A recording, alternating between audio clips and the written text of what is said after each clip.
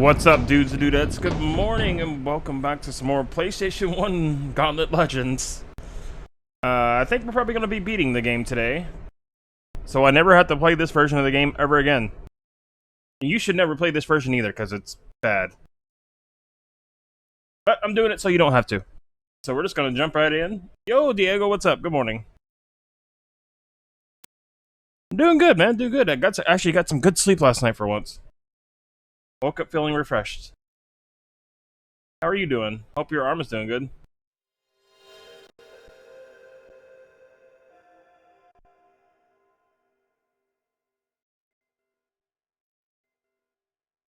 I think we're going to be beating this version today. That's the plan. We're just going to go until we beat it.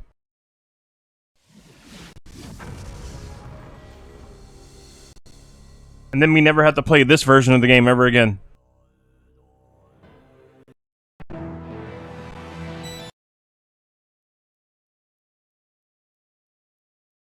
Yeah, this is easily the worst version of Gauntlet Legends out there.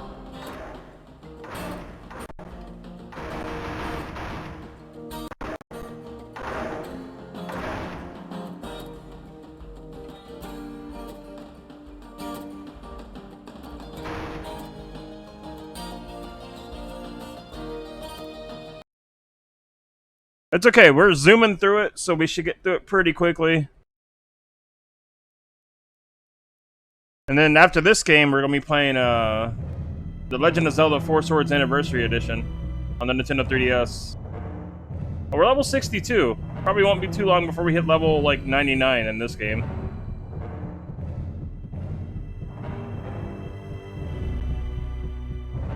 So let's just get right to it.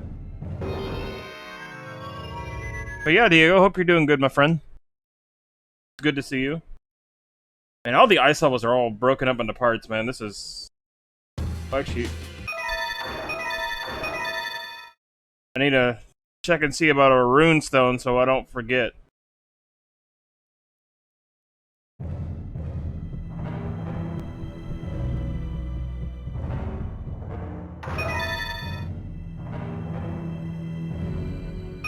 Ah, yeah, it's a crystal mine, okay.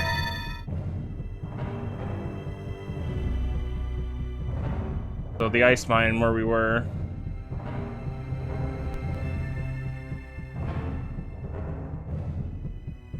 Sounded like we had some decent music there.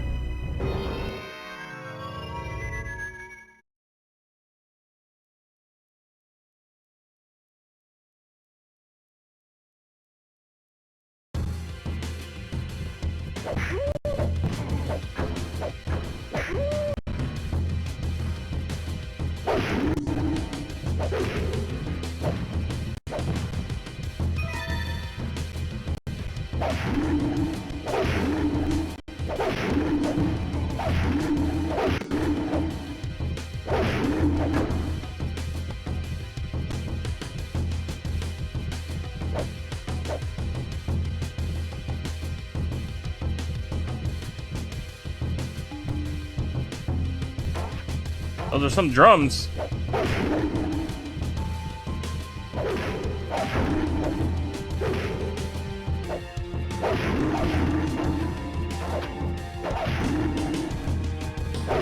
Also, I think the camera in this version is very weird. Oh yeah, I remember this level from the Nintendo 64 version. I believe this is the one where the runestone is captured in ice.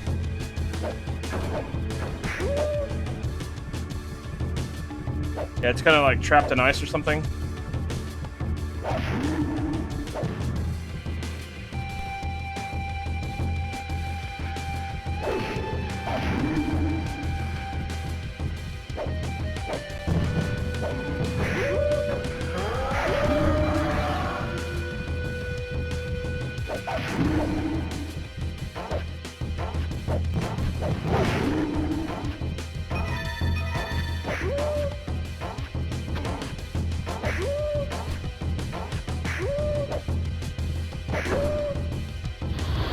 Oh yeah, I remember this now.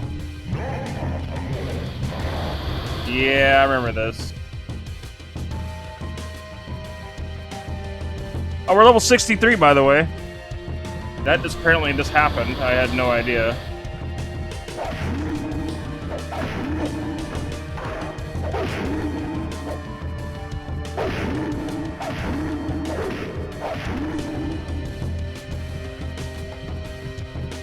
That's like the majority of this game. It's like you have no idea what just happened, but there it is. It's there.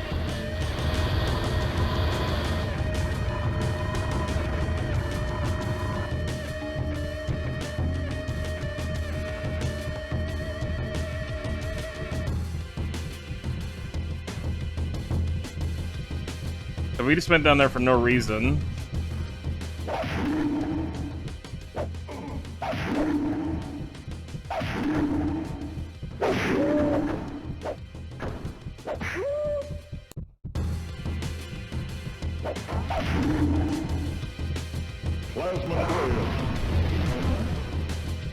Good to know that we went down there for nothing.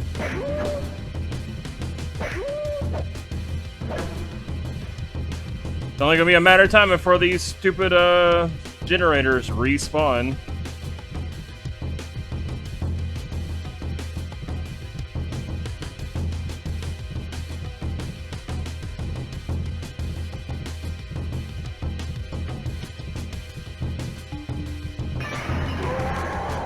Godzilla door.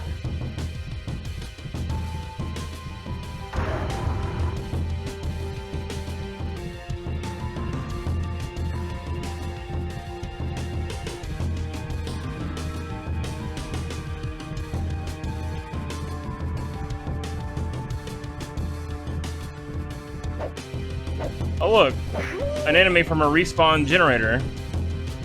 That was quicker than I thought it would be.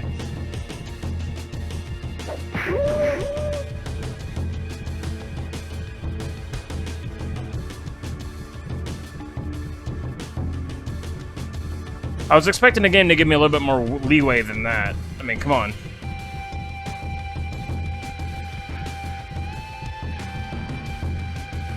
At least wait a good, like, 30 minutes before you try to respawn a generator.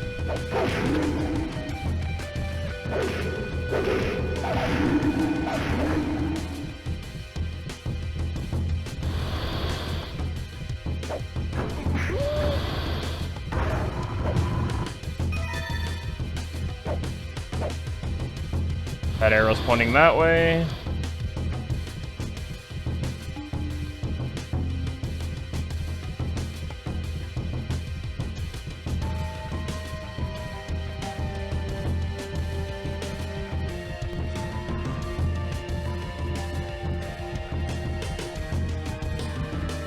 Okay, it was pointing that way, but what changed?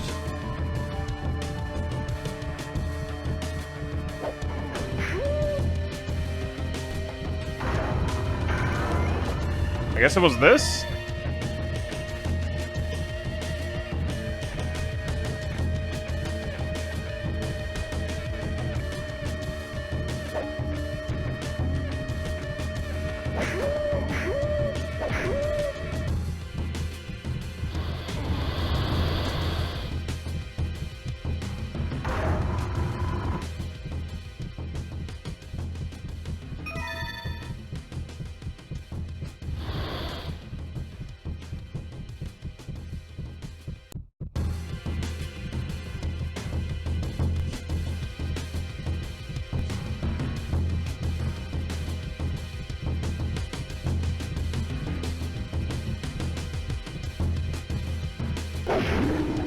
So annoying.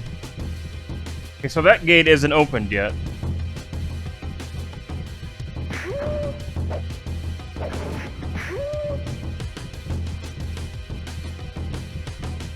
So I assume this opened up then. This probably rose up, or yeah, we can get to this now. So now that gate's probably open.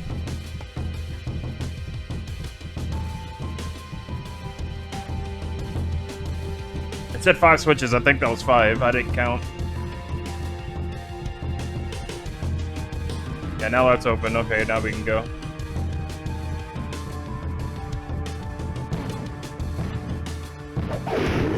Wow.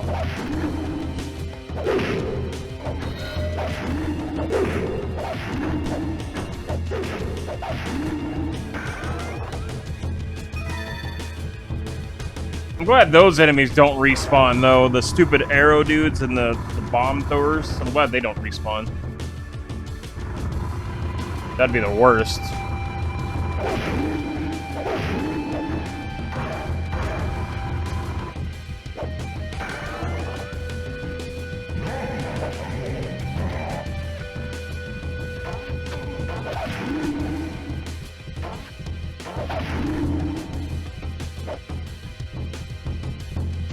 The rune stone's definitely not going to be in this section. It's gonna be in the next section. It's so funny that they had to break this level up into like multiple parts. When it was just like one giant level on the Nintendo 64, it's like, what?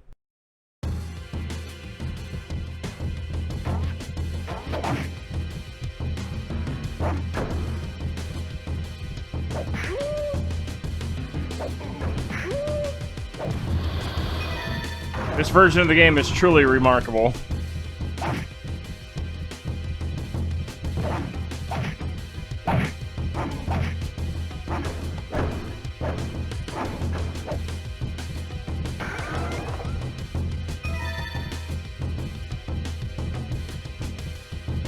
With all the textures like loading in and out, they're getting cold all weirdly. They're culling in and out because they don't want you to be able to see what's over there because it doesn't need to load, but it doesn't need to have on screen. But when you can actually see that happening, it just really looks bad. Like, I get it, though. It's to save the PlayStation memory at the time.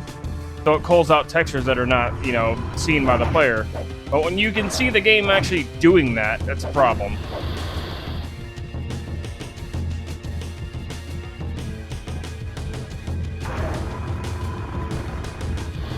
But Gauntlet Legends never had anything like a fog or anything to obscure that. So, you just kind of see it. Oh, I'm level 64, I didn't realize that.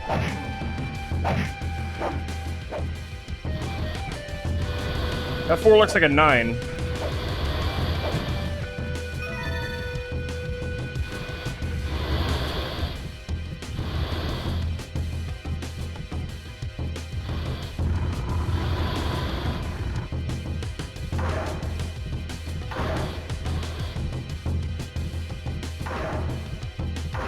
Like, even Quake 2 on the PlayStation 1 had better coding than this, and that port was impossible. Hey, Stuart, what's up? Good morning.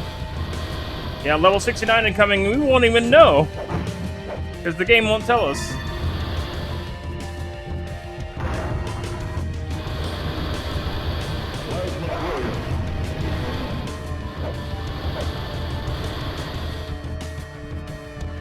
But it's not level 69, though. That's level 64, but that 4 looks like a 9. That's the messed up part.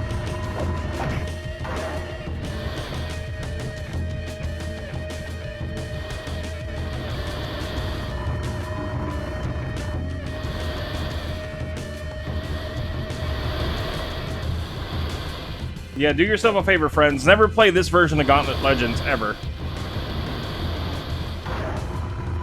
If you want to play Gauntlet Legends, play the Nintendo 64, the Dreamcast, or the arcade version. If you want to play an enhanced version of Gauntlet Legends, play Dark Legacy. Which is like a big update for Legends. But Legends by itself is really fun. Just don't play this version. Because it's not a good representation of Gauntlet Legends. It's budget. I'd avoid this version at all costs. Play all the other ones.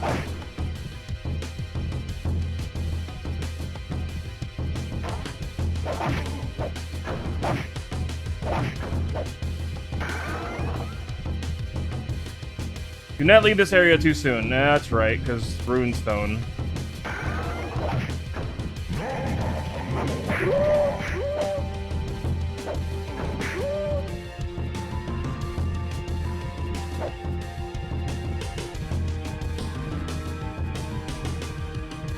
I wonder if they hid the runestone behind the ice wall in this version, like they did on N64. Or maybe we'll just see it sticking out of the wall. Like, I'm trying really hard be like not negative on this version of the game. I mean, this could be somebody's first version of Gauntlet Legends that they played when they were a kid. But you just can't help but point out all the things that are bad from playing all the other versions. It's like, no. Like, I love Gauntlet Legends. I love these games. But there's always a bad port in minigames.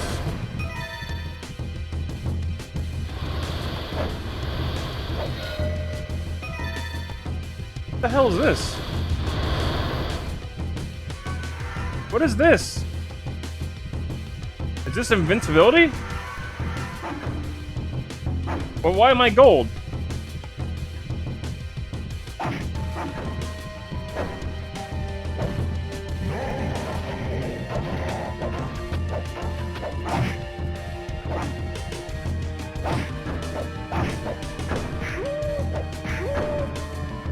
That's new?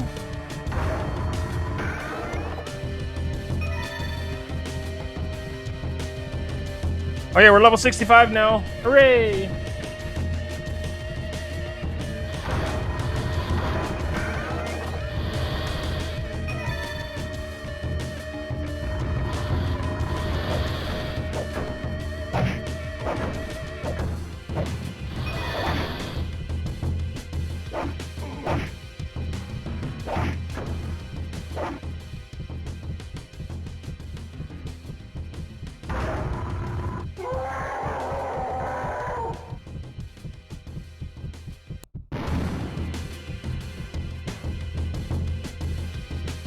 Oh yeah, we don't want to leave the area too soon, because we'll get locked out of it.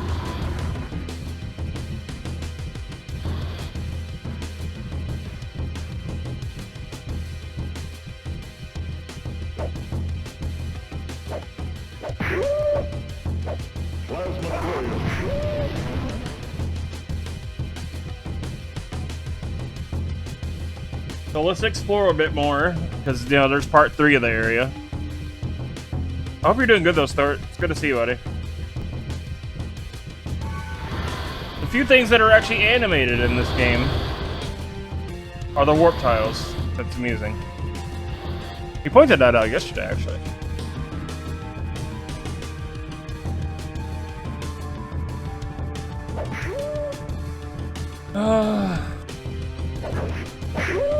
I still don't know what the design decision was to respawn the generators. I'm truly baffled by that, because that doesn't happen in Gauntlet Legends. Like, what made them think that, yeah, respawning the generators was a great idea?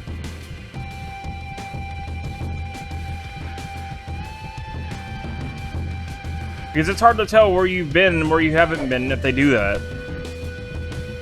Because normally, like, in these type of games, like, where you see enemies, that's like, oh, that's an area where I haven't been. So you can use the enemies to like, give you information. But here they just decided, you know what, we're gonna respawn the enemy generators. Just... okay. This game hardly gives you any information as it is when it comes to, like, leveling up and things. But they respawn the enemy generators and respawn the enemies when you're not supposed to. And it just kind of ruins that. Because it's hard to tell. Have I been here before? I don't know. Are there enemies here? Oh, there is enemies here, so I haven't been here before. That's a good way to navigate around Gauntlet Legends, is if there's enemies in an area, you probably haven't been there. In this game, it's like, if there's enemies in an area, they probably respawned. In this version, anyway.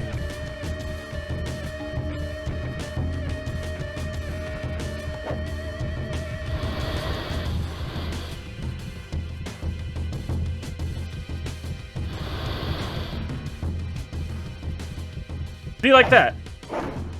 That shouldn't happen. You saw it happen right in front of your eyes. That gate, this generator was destroyed. And all of a sudden, here they are again. And it's like, what?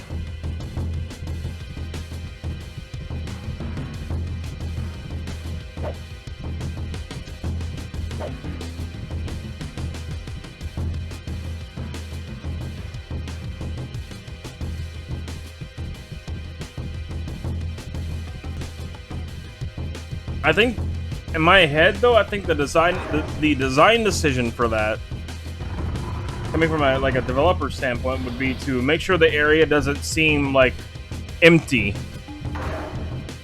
So the player always has something to fight. I assume that's what the design philosophy for that was. And so the player always has something to fight, so they're not wandering around just aimlessly. But the whole point in destroying the generators is so the enemies do not come back. That's the whole point. So you know you cleared an area. That's progression. Like in the game. But this version, I think they did it solely for the fact that they had clearly a limited budget on what they could do. And they wanted to keep the player engaged in combat. So I think they decided, this is my opinion, I think they just decided they had, after a certain amount of time, they'll have the generators respawn and shoot out enemies. So the player is not completely bored out of their mind, and they have something to fight. But in all the versions of Gauntlet Legends, that's never the case because you're never bored. When you see an area that doesn't have enemies, it's like, yeah, okay, I've cleared out this area. There's no more enemies. Let's find an area where there are enemies, and then I can progress. Because that's the area that I haven't been. So I think that's what their design philosophy was about this whole thing. I mean, I know they tried. They tried to do what they could with the PlayStation 1's limited memory. They had 2 megs of memory. Like, I think 2 megs of video memory to work with.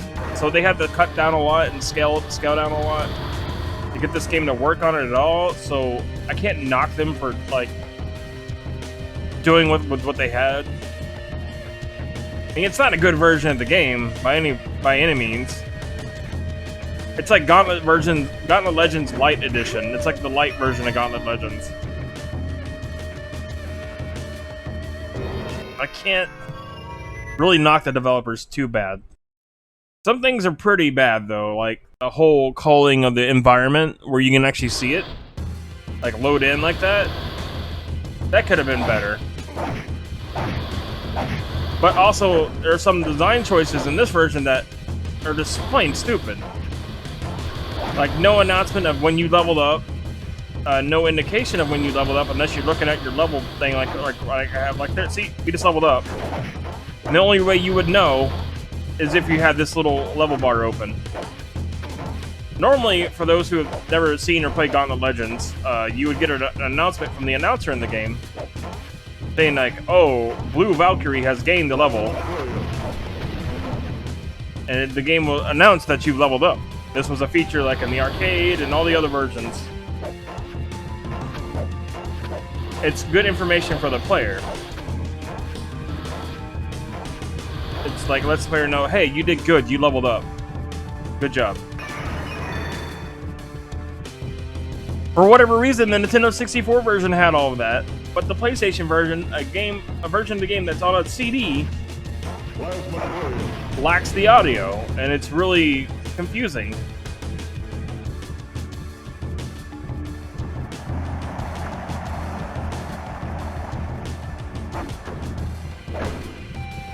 Just like it's confusing that the Dreamcast lacks an audio cue, which I think was more of an oversight than anything.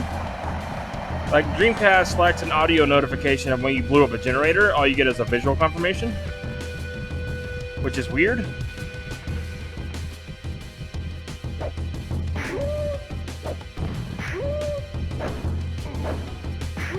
Kind of like how this one does.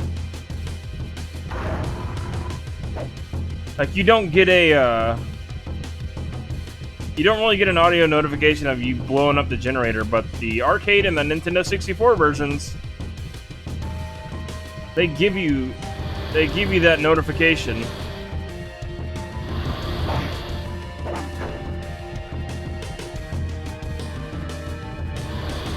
And it's really weird. And the Dreamcast version is the closest one to the arcade. So that's why I think the Dreamcast version, as good as that version is, probably had a little audio oversight, and it was a mistake. They forgot to include the sound effect for blowing up a generator.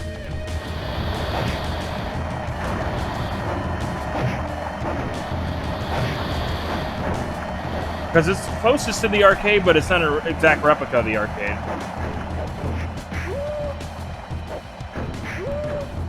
Okay, so that does kind of have a little audio confirmation of destroying the generator there. It's very, very, very faint. So, okay, I'll give that to the PlayStation version then. PlayStation version does have an audio confirmation of blowing up the generator, but it's very, very faint. The audio balance in this game is not very good. It's kind of all over the place, really. There's also a lack of audio, as we were just talking about. But.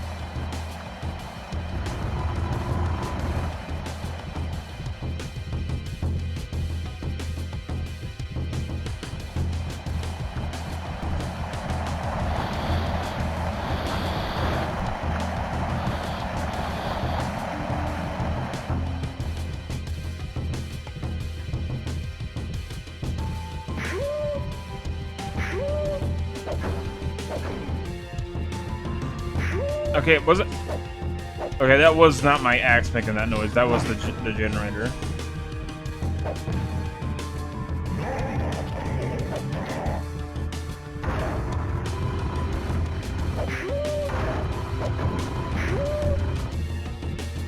Yeah, the audio confirmation on the generator blowing up is still not very good. It's very faint.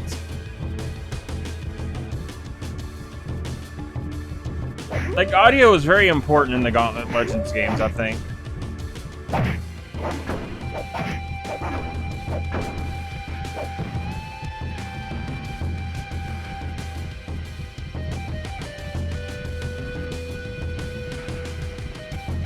Like, I'm actually curious at how big this version of the game is.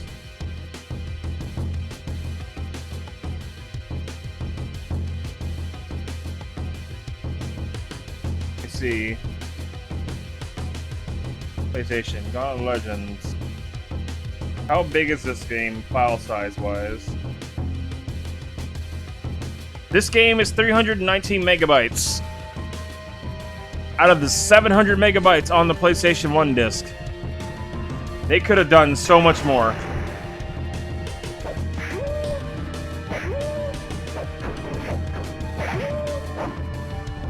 There's about like 750 megabytes I think PS1 disc can hold. Oh, we're level 67.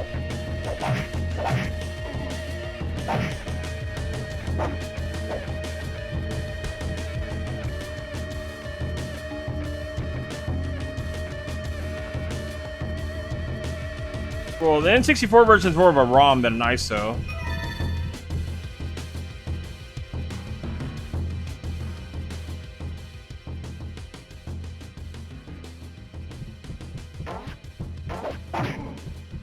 Like, there's no disc on the N64 version.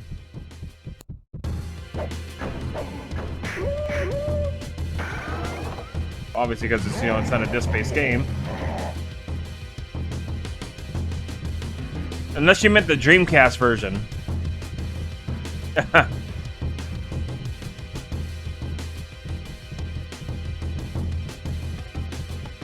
No, it's all good. No worries. Nothing to worry about. But,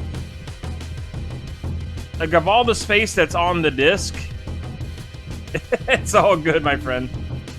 Yeah, the Dreamcast has way more audio cues, except for one minor one, which I think, again, was an actual oversight that got missed during development, and not something that the Dreamcast couldn't do. It's all good, my friend. I know the feeling. It's all good.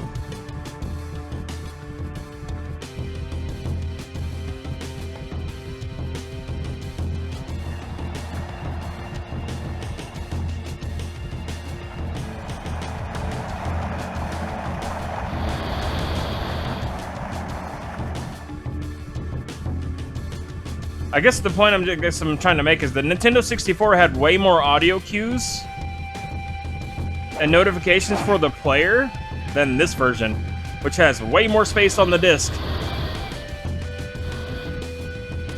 And is a much bigger game compared to the Nintendo 64. Think about that for a second.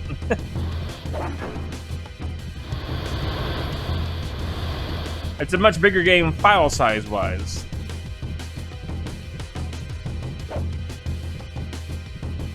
Yet we're missing basic audio cues of player has leveled up and things of that nature that make Gauntlet Legends Gauntlet Legends. I am truly baffled by that.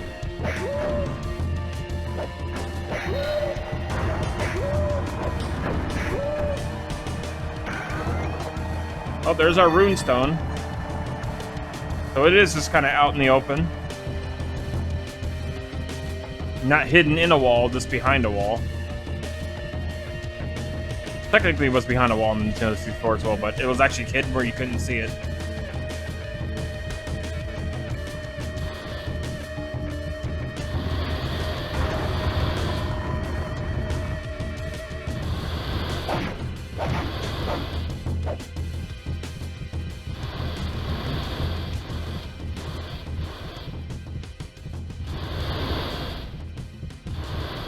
So I don't know what the reasoning is for the lack of audio on this version. Yeah, 14 megabytes and it's got way more audio than this game. Go figure. It's got way more audio version. It's got way more audio like confirmation than this game, and it looks better too. And it's 14 megabytes. Think about that. Think about that. It looks better. It sounds better. Granted that Sumner's voice is kind of like, you know, compressed, but whatever. But visually, it looks better. And it's a smaller size.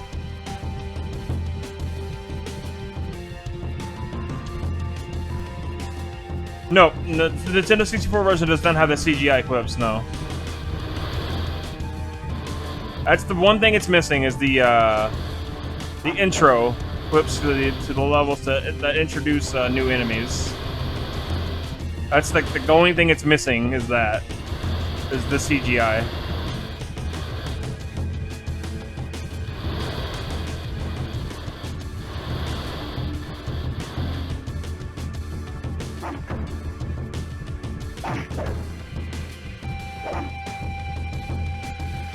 But Nintendo 64 has audio cues for when you level up, audio cues for when you blow up the generators. The generators don't respawn. It's got great music. It's got audio cues for everything, really. It has all the audio cues, almost all of them. It's still missing a few of them.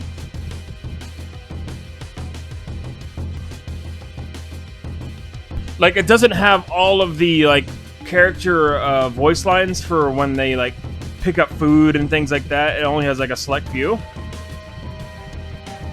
But the majority of the stuff is there. And that's something you can't say about this version.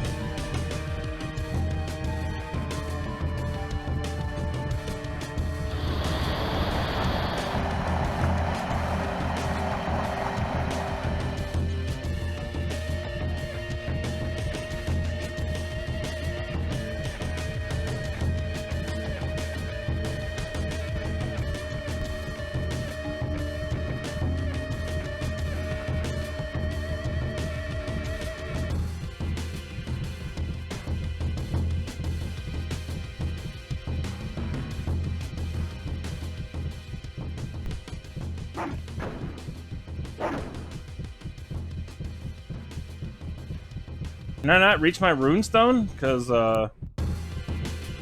that's a problem if I can't get to the runestone.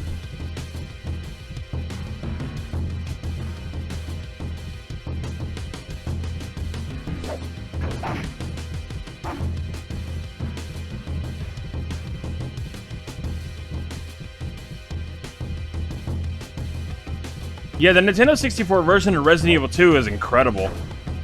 That even had the CGI scenes on it, which is something you didn't see on the Nintendo 64. You didn't ever see that. Not only does it have all the CGI cutscenes, it's got both discs on one cartridge. Claire and Leon. That's incredible. Not only that, It has even more content than the PlayStation original. It's got more lore. It's got more stuff. It's like, what?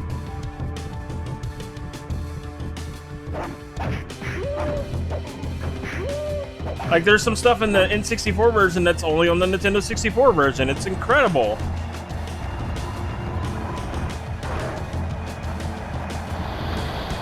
Yeah, the Nintendo 64 version of Resident Evil 2 is something else.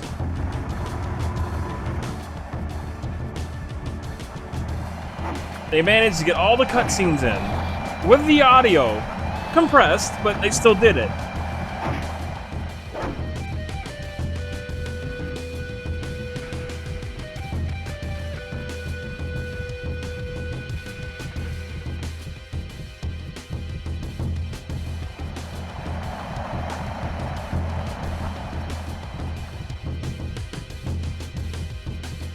Bro, can I not get to the runestone?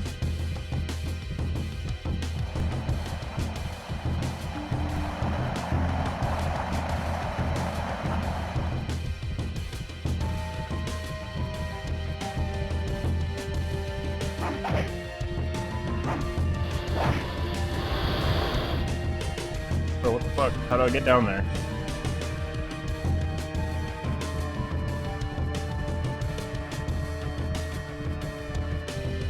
How do I get down here? What the hell?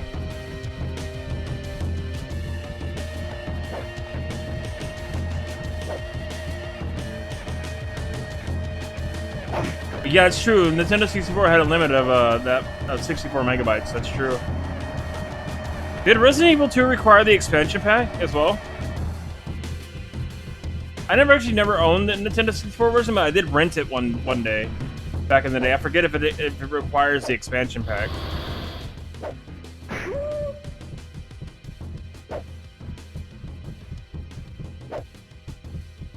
Bro, I don't think we can get the runestone. Oh my god, we have to come back here.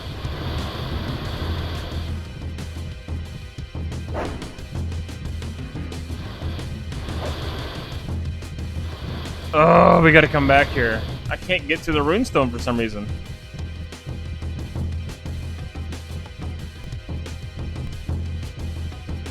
I specifically stated I didn't want to come back here again. I always want to get the runestone, so we have to do the level only one time. Damn it.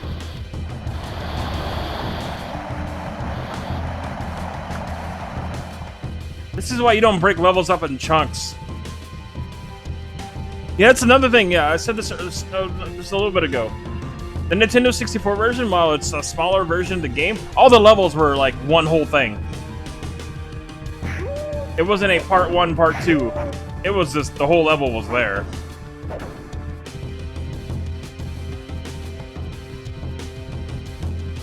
And like you said, 14 megabytes, smaller game, but the entire level was there. It didn't have to load it into separate chunks.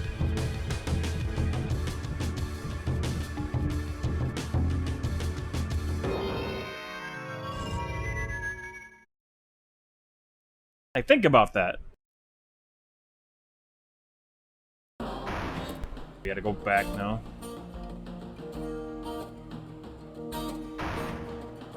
It didn't require the expansion pack, really?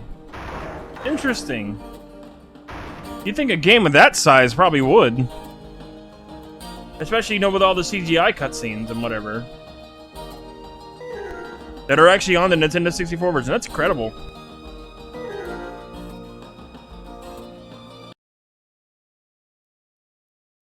Yeah, man, Resident Evil 2 and Nintendo 64, that's amazing. Includes both scenarios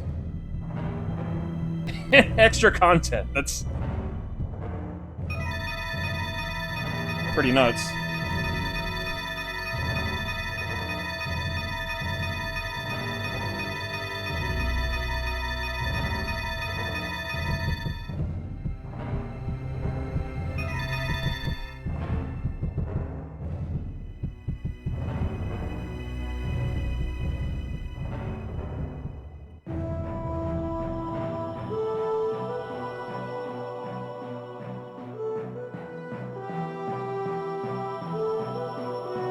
We're about to hit level 69.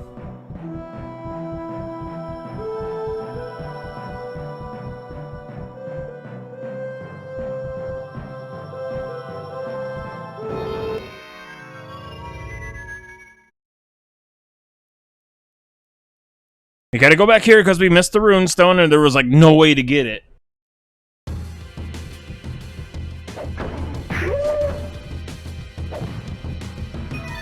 Well, obviously I messed up something on one of the other parts. Gotta figure that out.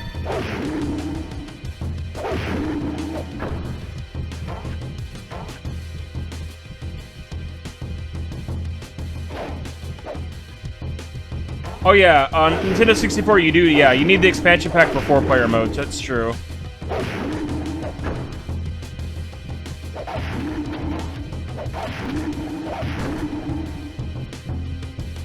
I've always played it with the expansion pack, but at least the game offers 4-player mode. This game only has 2.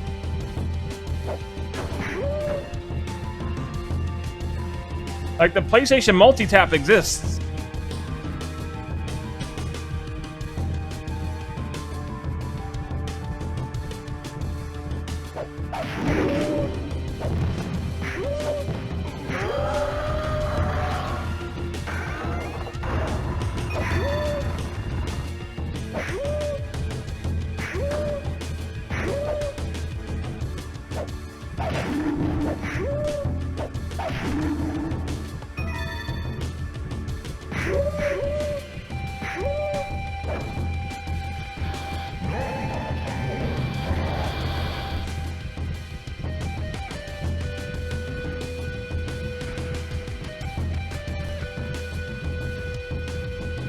So I clearly missed something involving the runestone.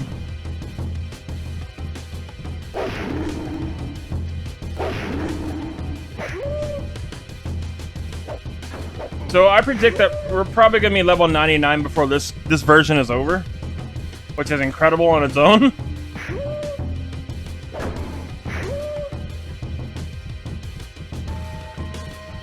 I think I got to level 75 on the Nintendo 64.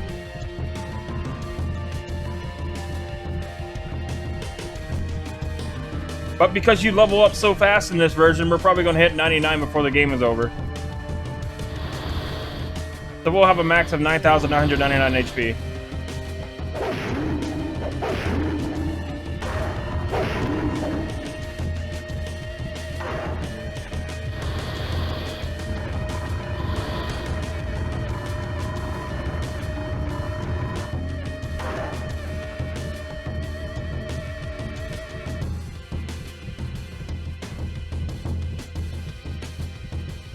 It's also easier to get max health in this version because buying health is like 50 gold, whereas it was like 1,000 on the N64.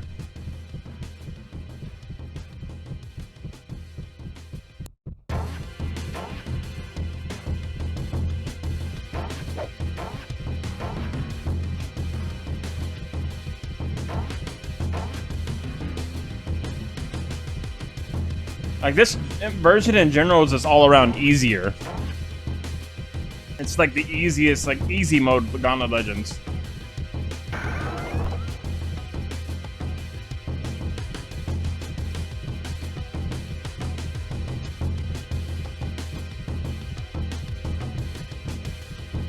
However, it wasn't easy for me to figure out what I did wrong with that runestone.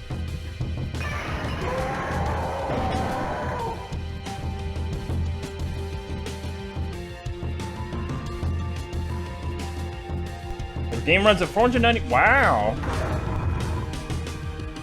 480p. Yeah. That's 640 by 480.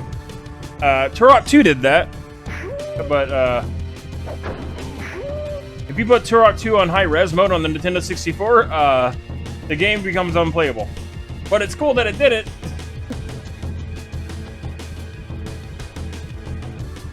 Yeah, there are very few games that actually ran at 640 by 480 on the Nintendo 64. That's cool that Resident Evil 2 does that, though. I didn't know that. That's neat. Learned something new. But everybody knows about Turok 2's frame rate problems on the Nintendo 64, man. That was largely due to running the game in high-res mode.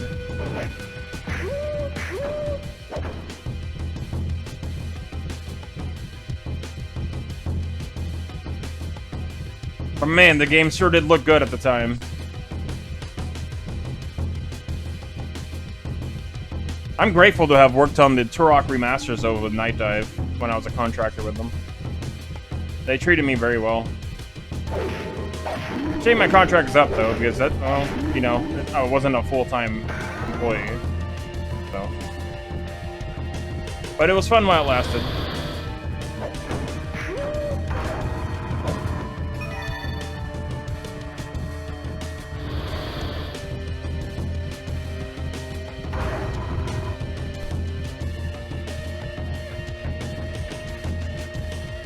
Did a lot of QA work for Turok 2 and Turok 1. I did some level editing for Turok 2. I fixed up some things. Brought in the multiplayer, Nintendo 64 multiplayer maps. I fixed those because they were broken. And made my own original multiplayer map.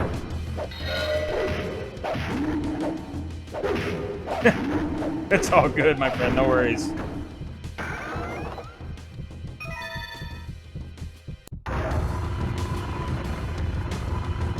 Yeah, I worked on Turok, Turok 2, and Forsaken.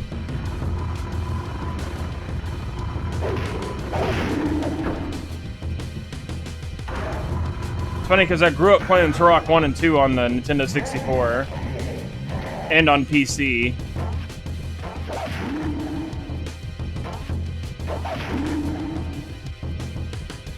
So to be able to work on those games years later down the road is pretty surreal.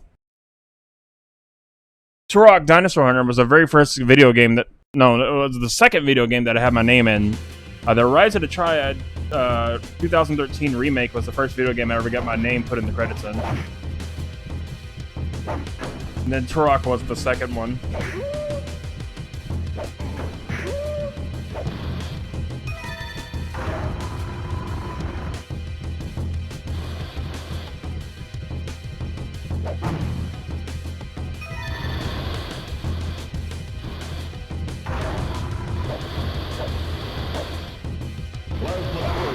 So I did something wrong in this area. I had to have, because I couldn't get down to where the rune stone was in the next area.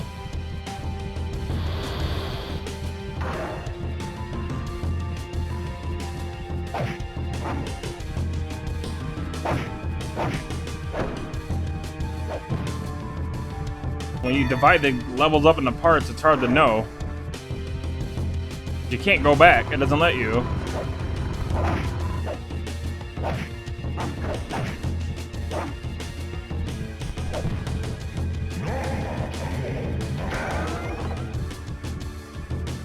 Don't get lifted up until you've stomped through the stream. Yeah.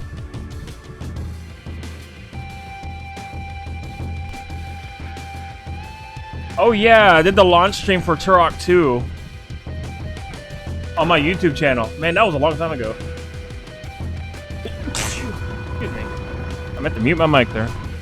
Yeah, man, that was a long time ago, wasn't it? Holy crap.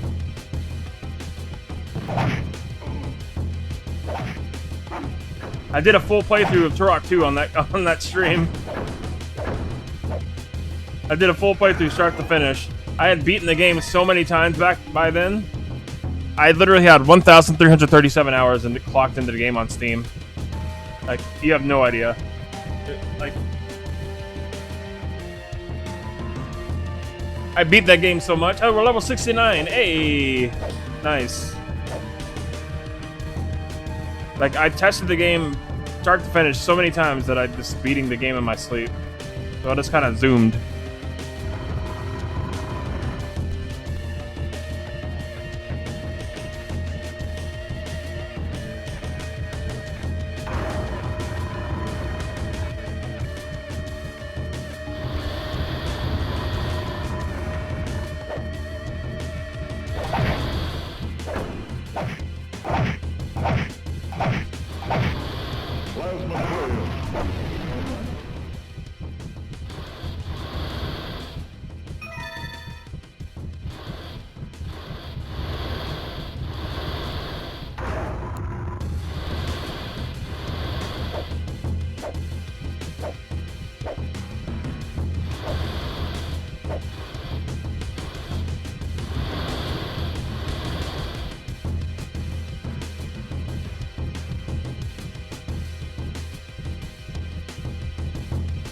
Man, that was some time ago.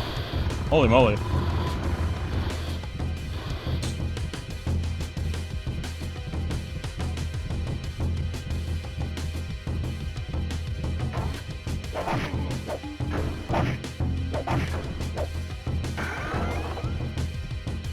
Do not leave this area too soon, yeah.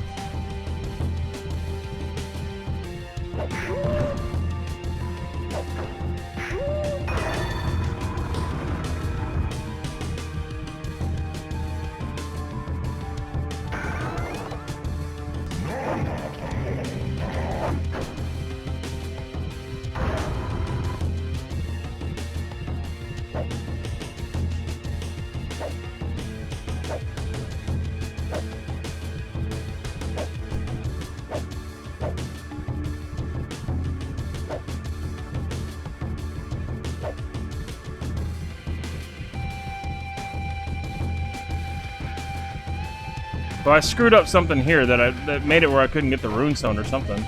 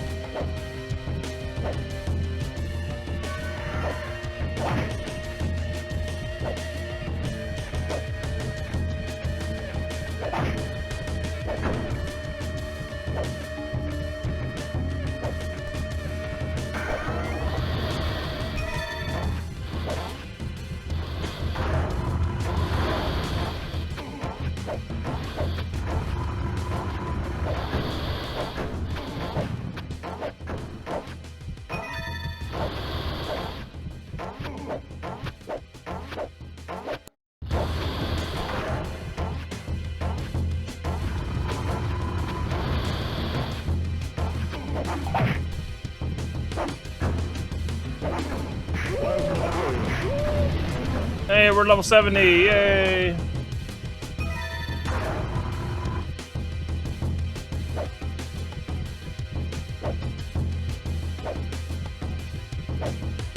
I gotta figure out what I screwed up, though.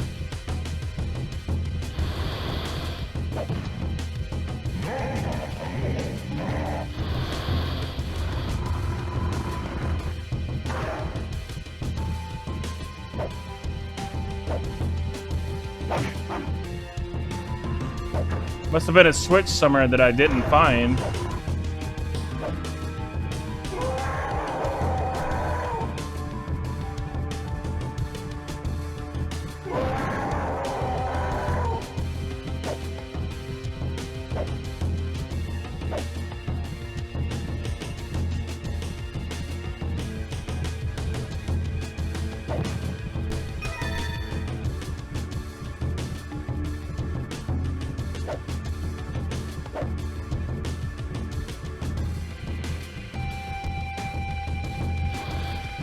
I'm going to take a look around this area thoroughly before we warp to the next part of the level.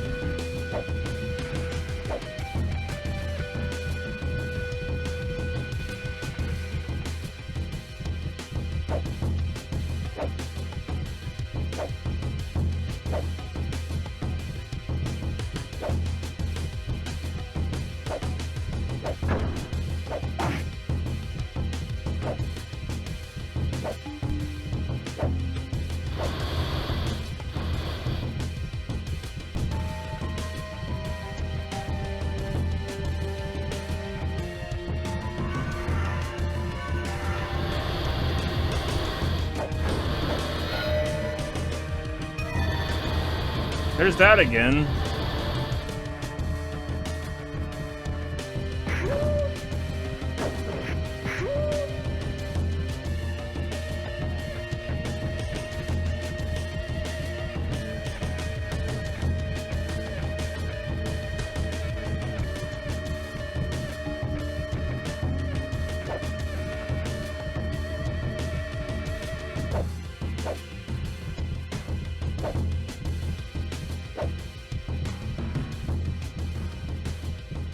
I'm not sure where that switch is.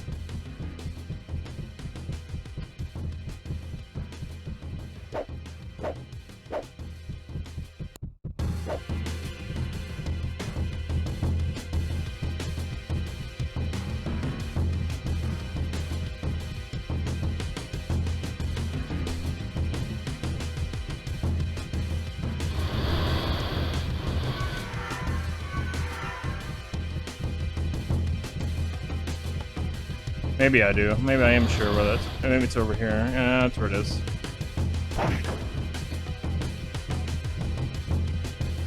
Maybe not. That other switch over there is... Okay.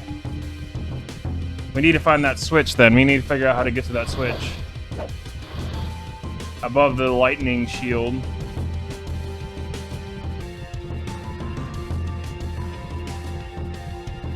Because maybe that's actually something.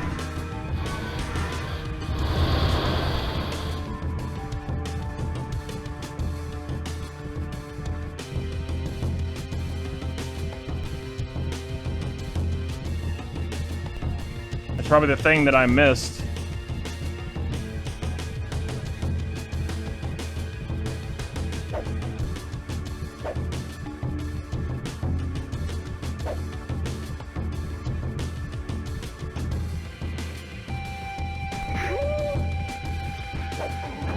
And I'm not sure where I would go to do that. And respawning things.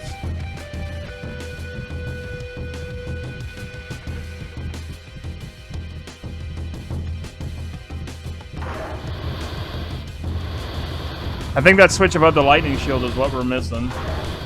Probably what I missed previously, too.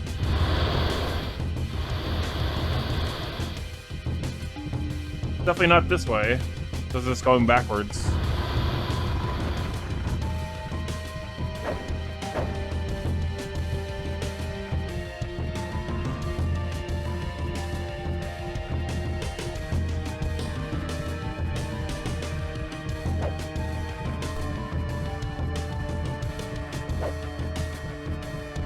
So I'm missing something somewhere that'll lead me to that switch.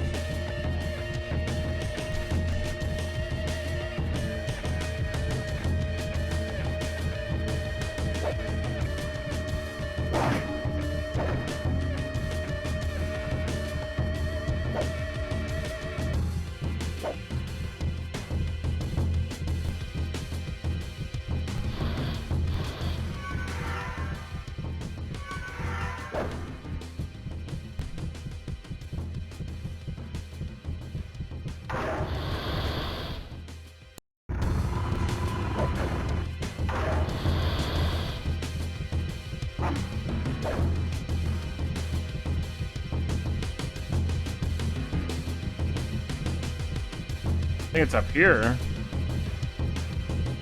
But how do I get up there?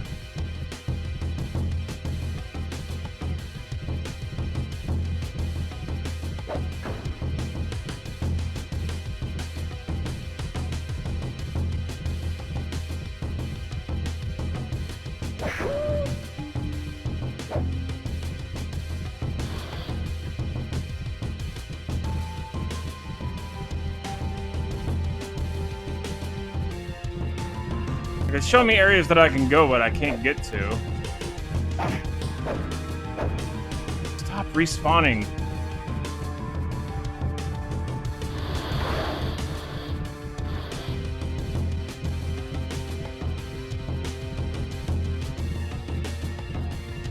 I don't know, dude. This is weird.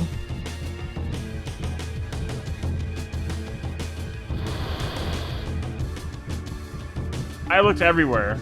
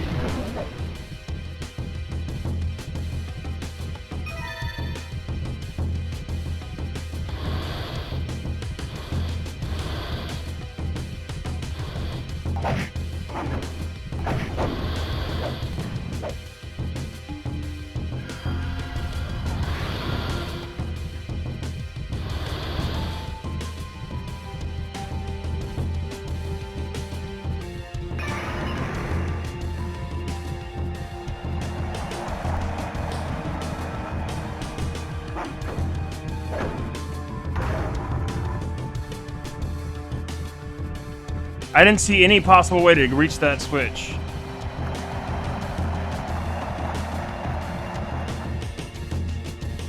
I'd hate to have to do this stupid level all over again just because I didn't hit that switch.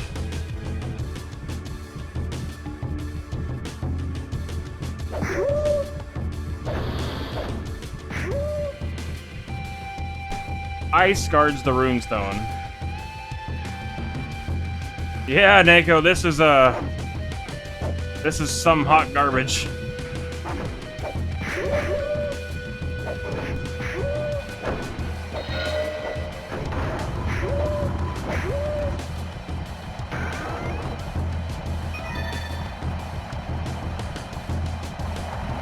That's how you... Oh my god, I didn't even see that. Great job, game. I could have got it the first time. I just didn't even see that little ramp down there. Jesus God.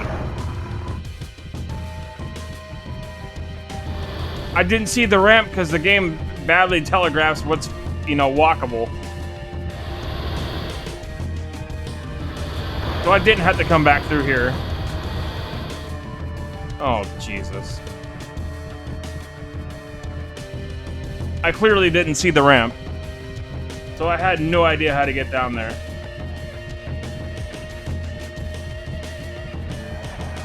Yeah, I didn't see this at all.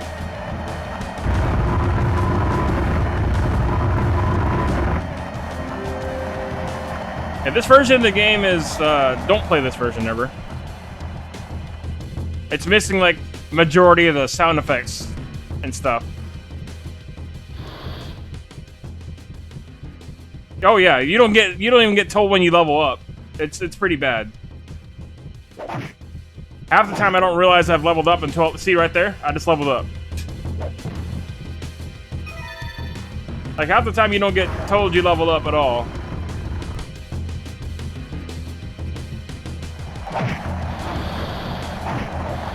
No, there's hardly any animation in this, actually. There's barely any animation.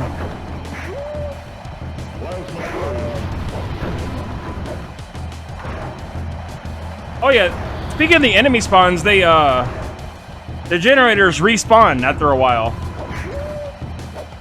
But you know, they're not supposed to do. But they do in this version.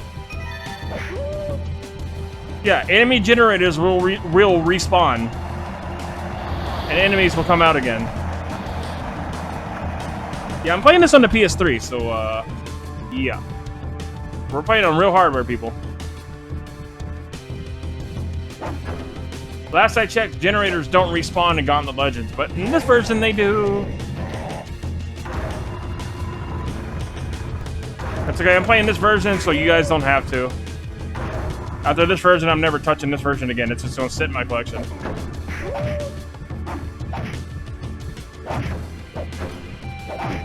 They're gonna be like, yeah, I played through that. Don't ever do it again.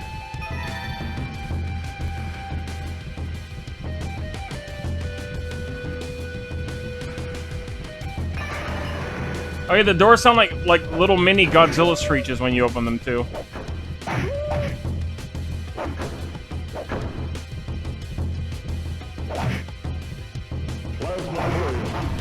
Death in this game also goes burr.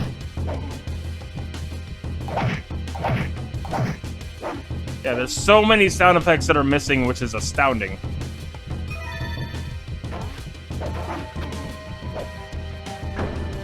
Hey, the shitty games that suck ass. Yeah, it's basically what this version is. Like, I understand what they had to work with, but man, you had so much space on the PS1 disc. you couldn't even get all the sound effects on there, but the Nintendo 64 version had way more sound effects. And it didn't have the levels broken up in chunks. Yeah. I don't know.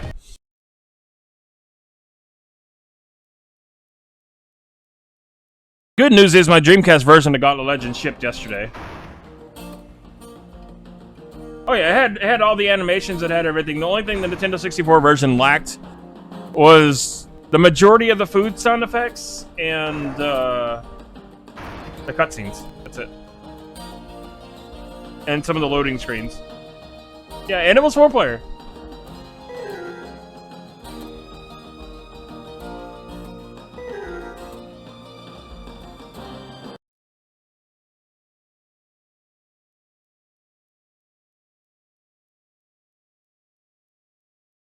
Oh, sustenance.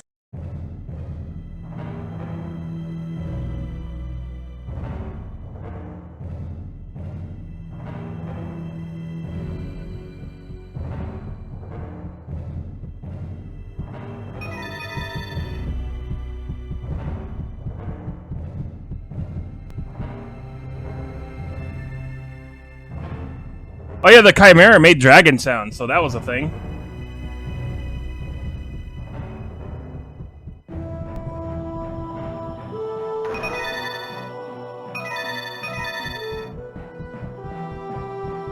It's hidden in the battlefield, but what the hell are these other areas then? Like, what the hell is this? And then you have this. Like, there's still more areas to go to. Like, what the hell?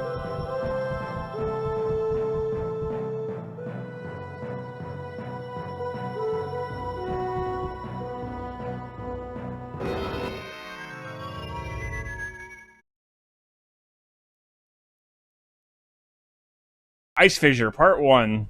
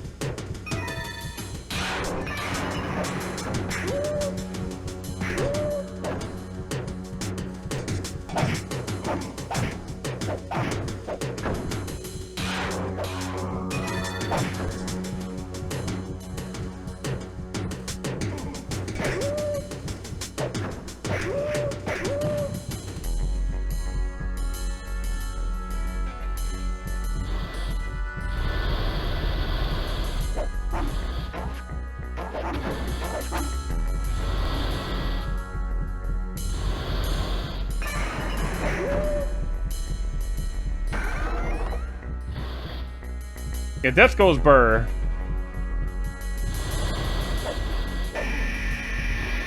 See, death goes burr.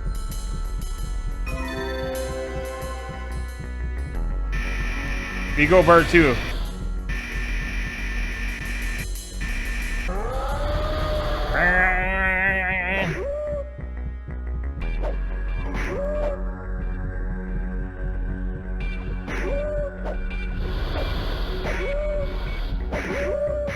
The one thing this game does have over the N64 version is a stable frame rate.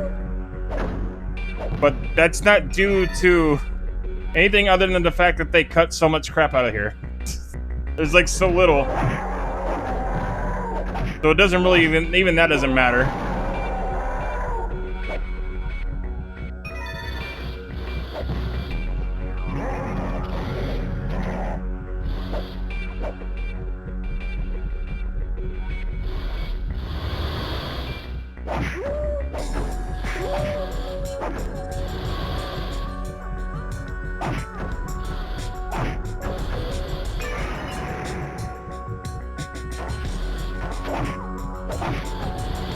Music is from the arcade.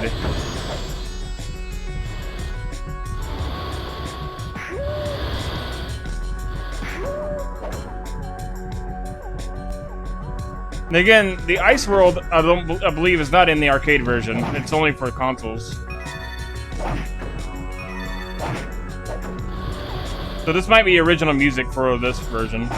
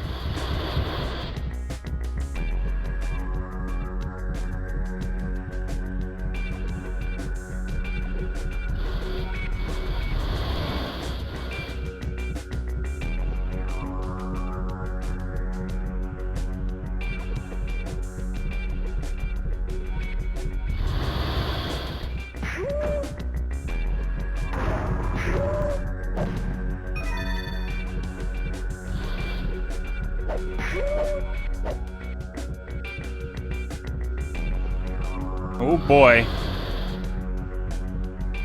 Yeah, I think we're gonna be level 9. Oh, I'm level 73. I didn't realize I was level 73. Like, I have that there so you guys can see what level I am, but I forget to pay attention to it. Since the game doesn't tell you. I don't mind this track. This track actually sounds kind of cool.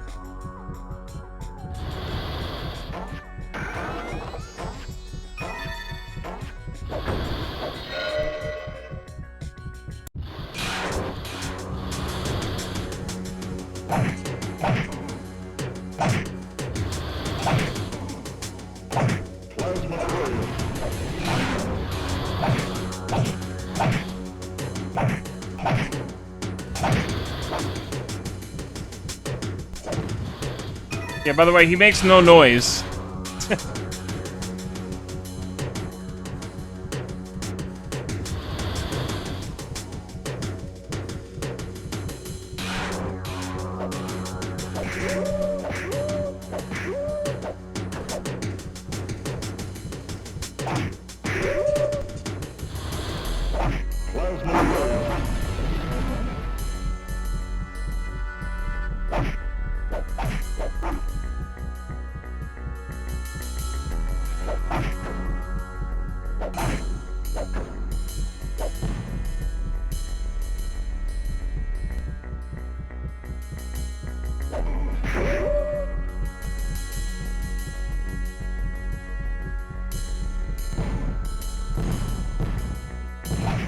Fuck that.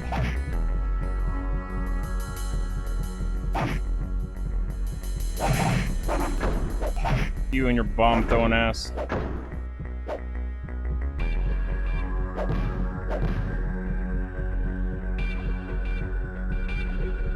And we can see the background culling out from view on screen. It's just really bad.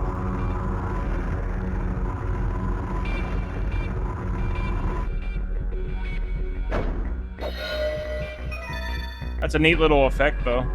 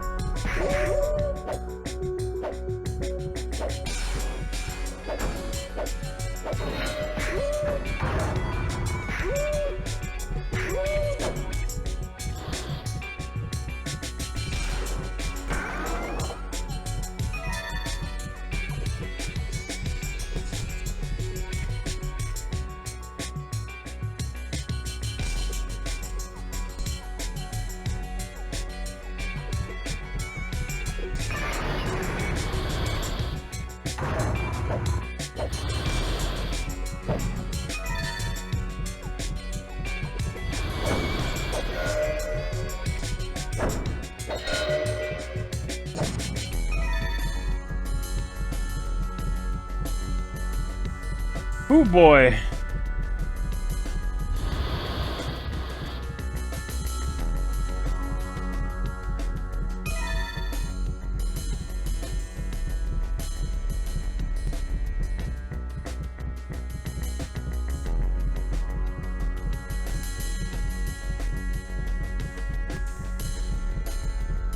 So that it isn't open, so I guess this is what opened.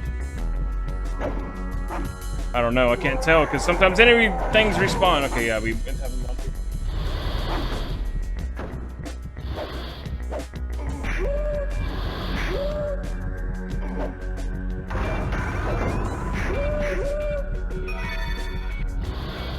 That opened the door for the part 2 of this area.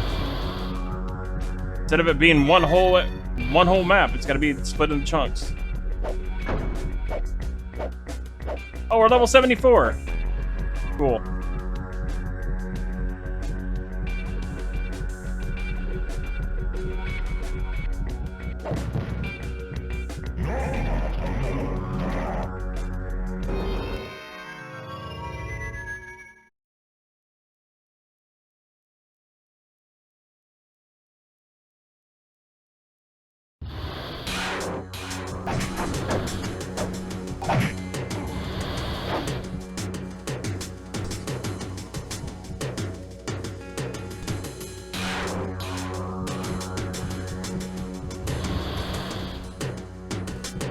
Yeah, a couple maps that just like broke up into chunks.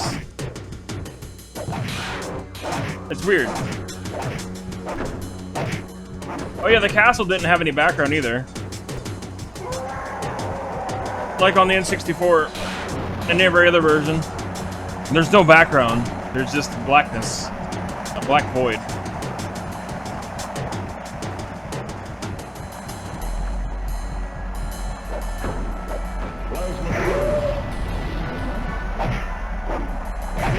Oh yeah, and the levels do not change when you level up either. They stay static.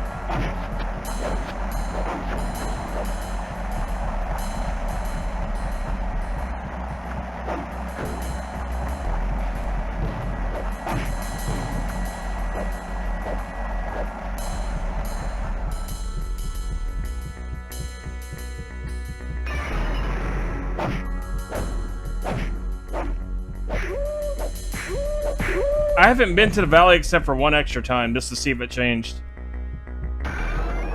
There's no point in going back there. Especially when you can buy health for like 50 gold. Like, health is cheap in this version. You can get full health really quickly.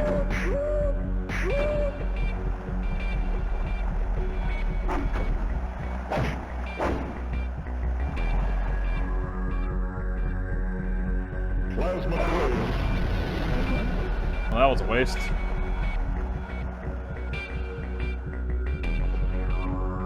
Yo, Sir Gagus, what's up, man? Welcome on in.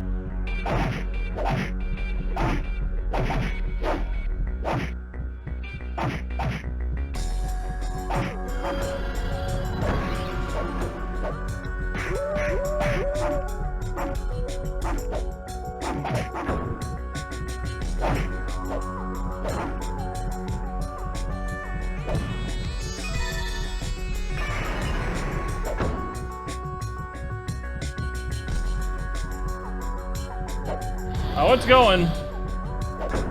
We're making our way through this mess. Then I'll never play this version ever again. It's definitely budget Legends.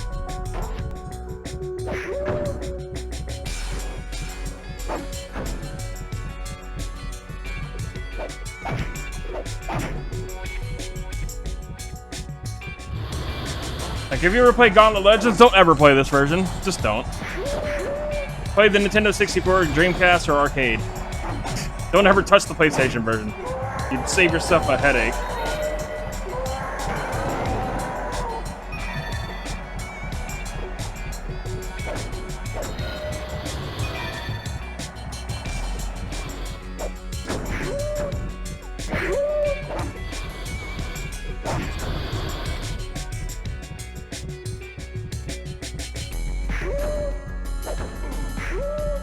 Why am I playing it? I'm playing it just to show how different it is.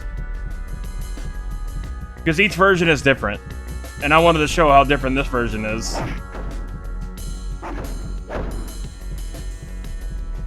That's the main reason. I'm doing it so you guys don't have to.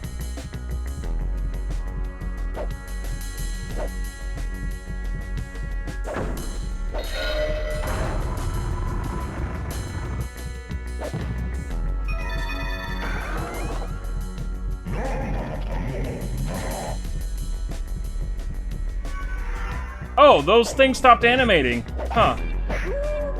The teleporters stopped animating, but they were animating earlier. Well, they were like one of the few things that animated. They no longer are animating over here. That's weird.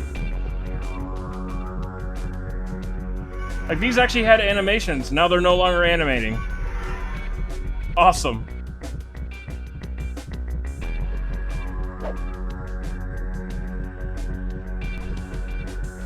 They were like one of the few things that actually animated in this port.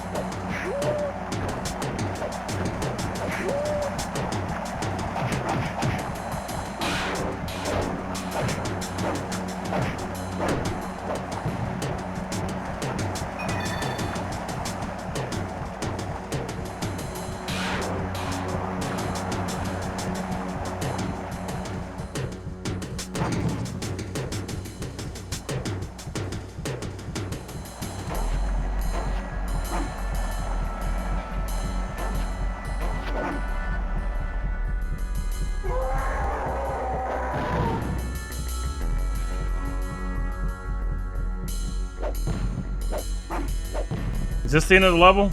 Please let it be the end of the level.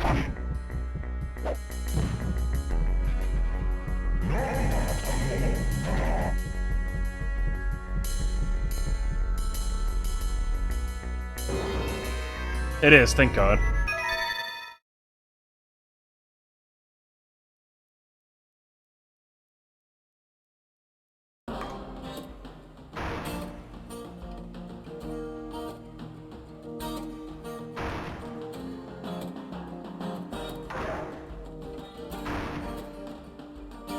Time to cheese the next boss.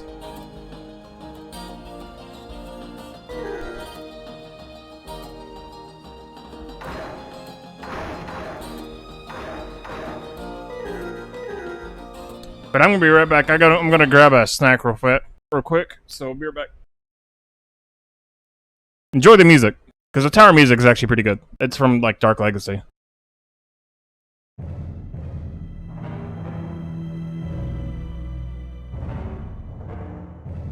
Please stand by.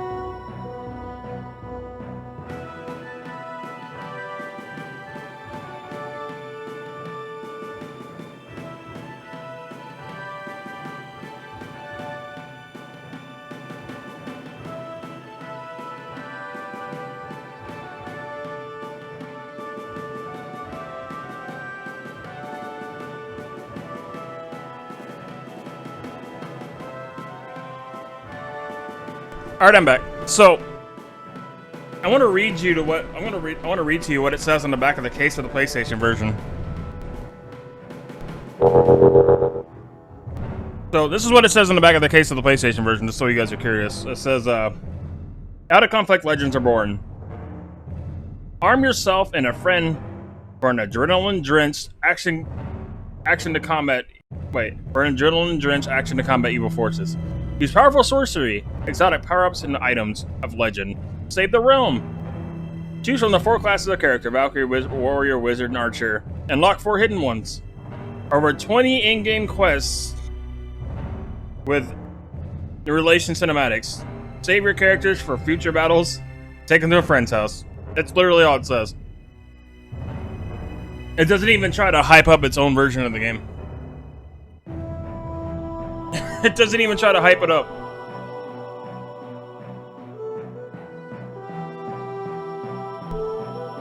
As for them running out of budget, I don't think they even had a budget for this version.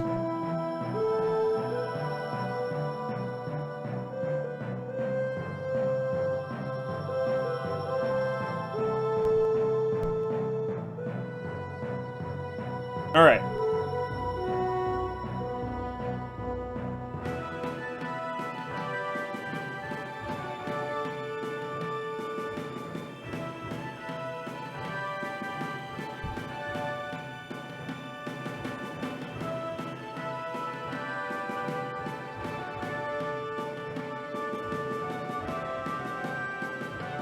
Trying to be cool, a hybrid? Oh yeah, well it's failed in every asset.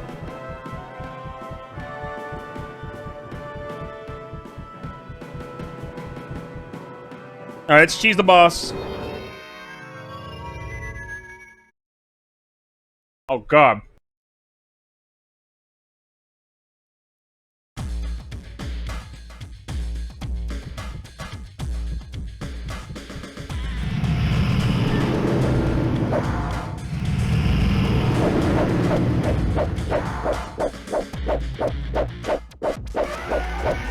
Oh my god, he's making the sound of a dragon!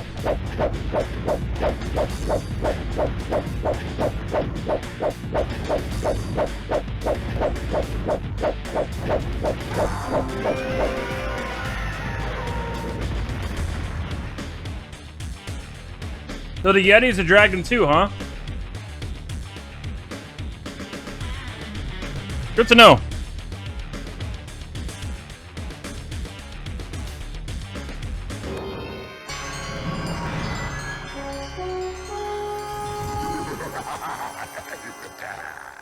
Your flesh will suffer in my pits of despair for killing my ally!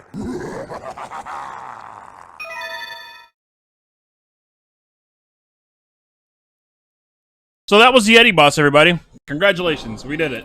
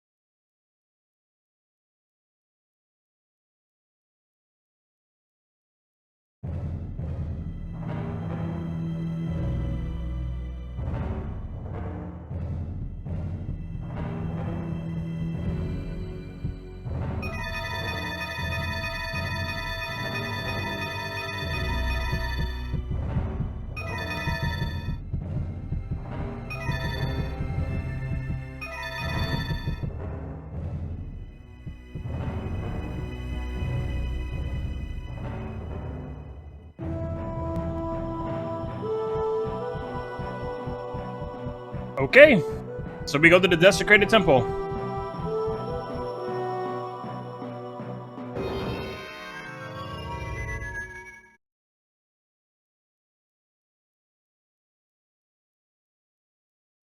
Don't even get any voiceover.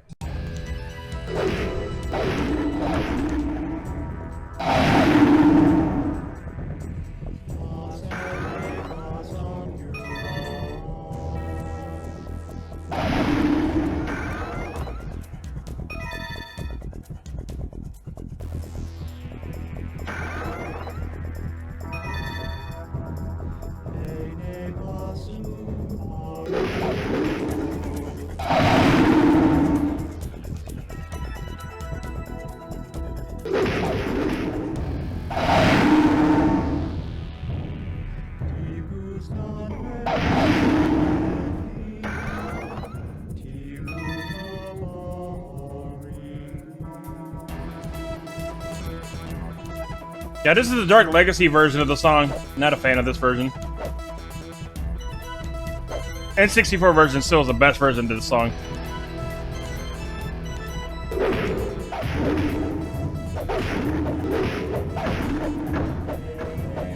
I mean, the electric guitar is great and all, but it really doesn't go hard into it like it did in the other version.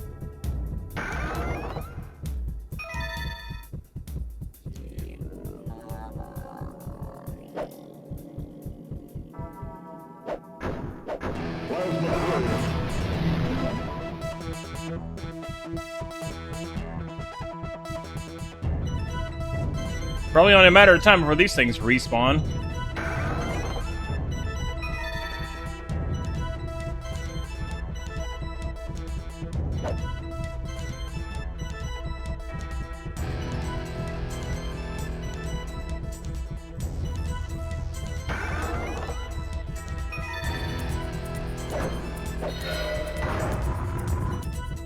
Hi, Death.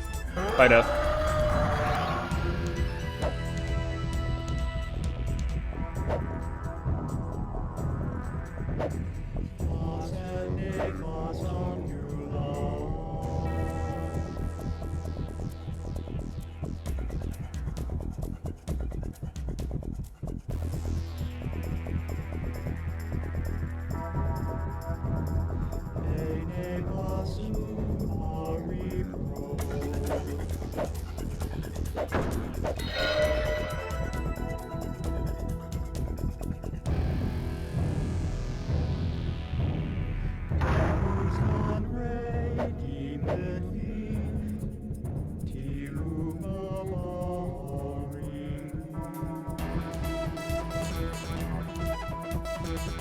We gotta play Find the Switches.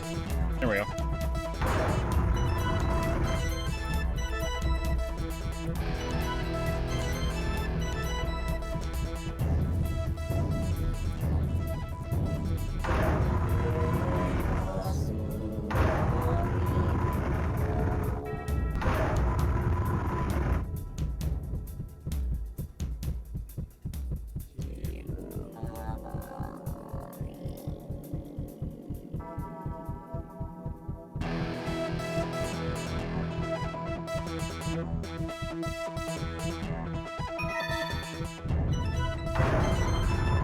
Yeah, this version of the song is just not as energetic as the N64.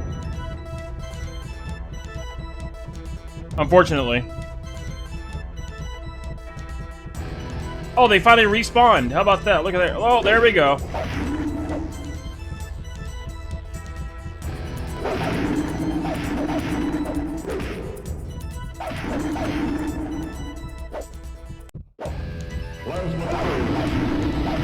You see that mess? Look at that. Friggin' respawn. Like, really?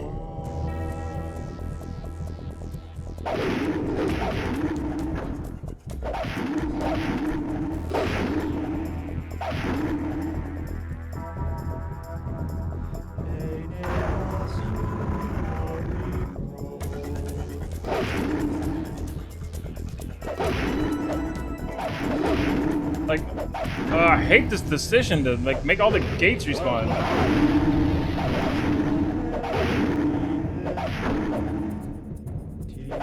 Why would you do this? Like, I went over this earlier, but still, why? Just so I have something else to fight? I don't want to fight the things that I've already destroyed.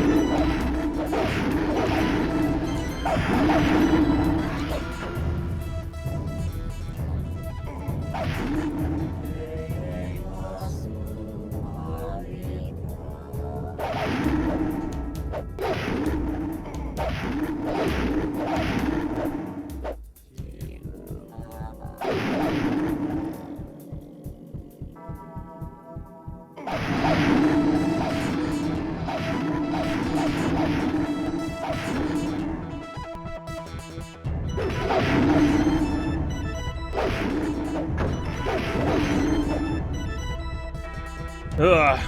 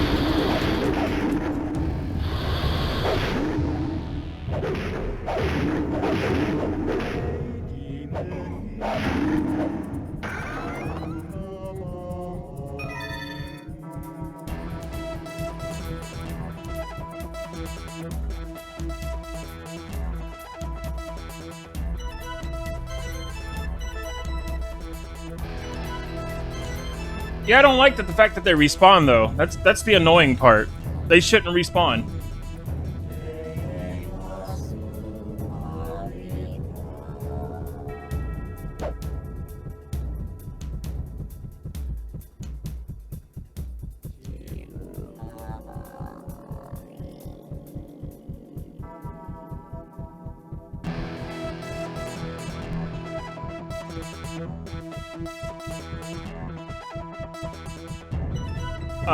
We need to switch. Fuck.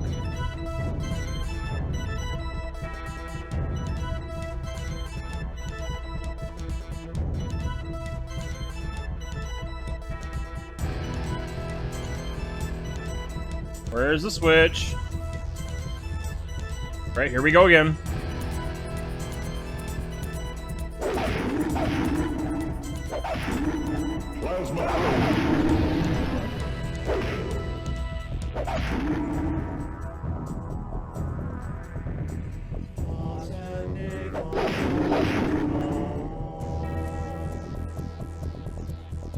Like, I kind of get why they made him respawn, I just don't like that they did.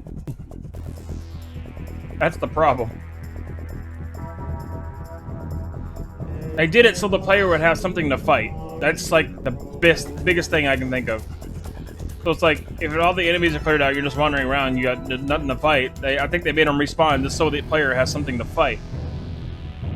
What they didn't realize is that it's really annoying that when you get rid of a generator and the game tells you destroy generators to stop enemies, and then doesn't tell you, oh, by the way, the generator's gonna respawn after a certain amount of time.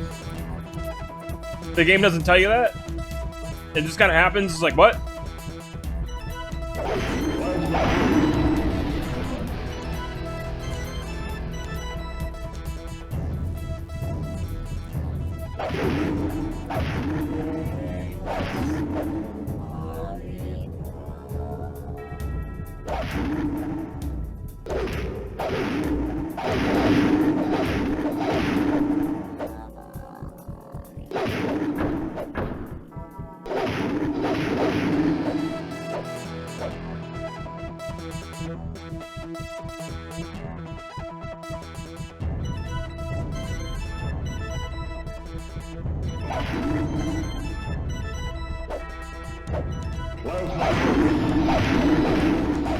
And then you get overwhelmed by enemies that you got rid of. And it's really annoying.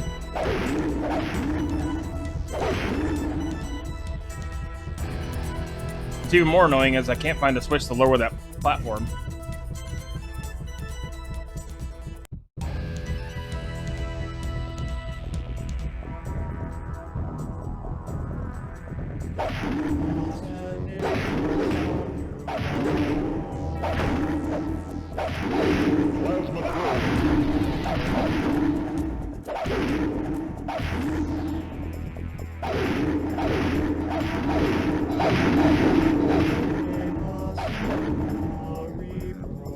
Stop respawning!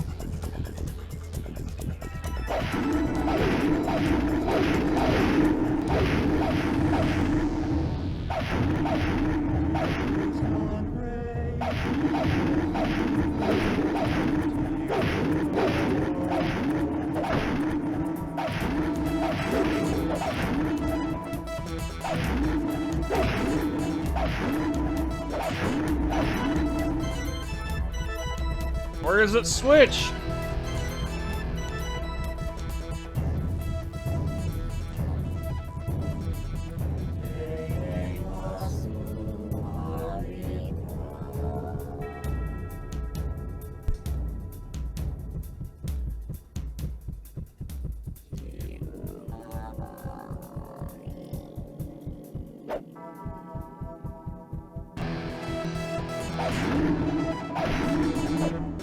I swear to God, if that switch is underneath a treasure chest, I'm gonna be pissed. Okay, there it is.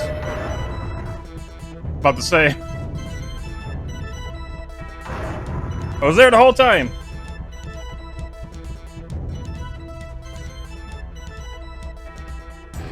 Alright. Piss off.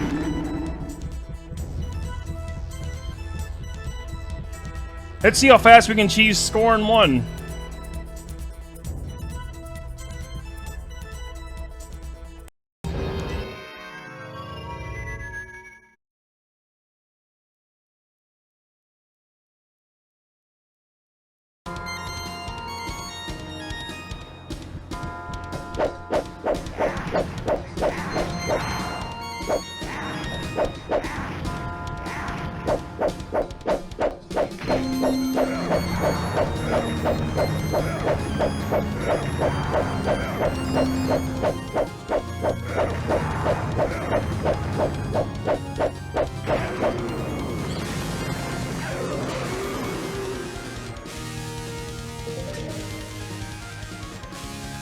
Okay.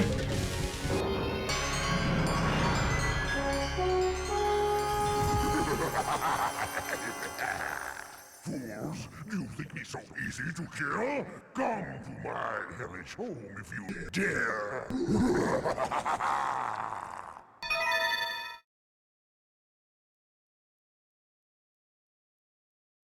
Okay.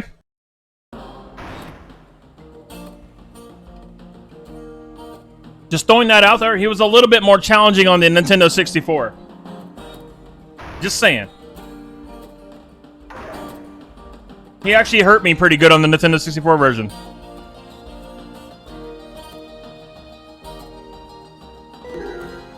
He barely touched me there. He did a little bit of damage, but his health bar was gone.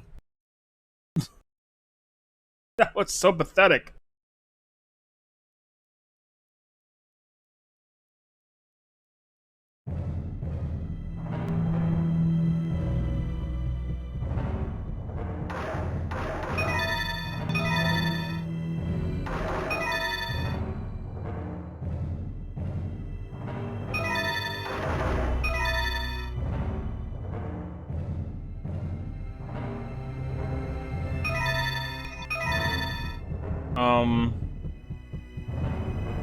Oh, so that's just open then. The game is like, okay, this is open. What the whatever.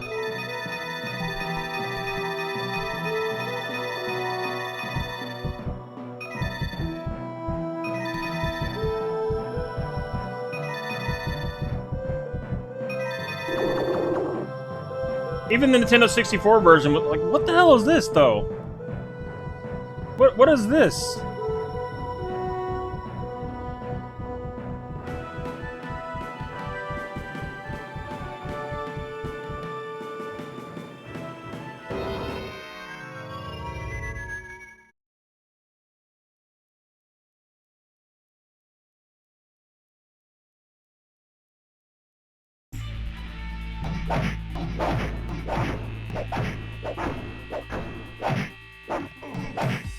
Fair enough.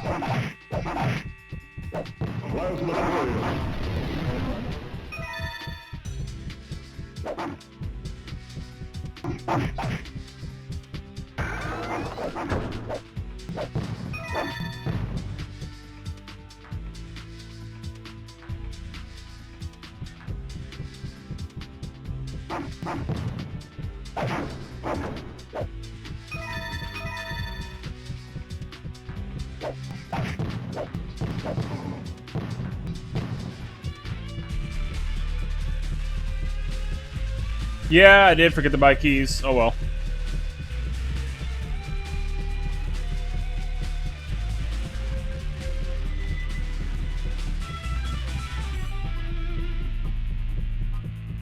The real trick is figuring out how to get down here. There we go.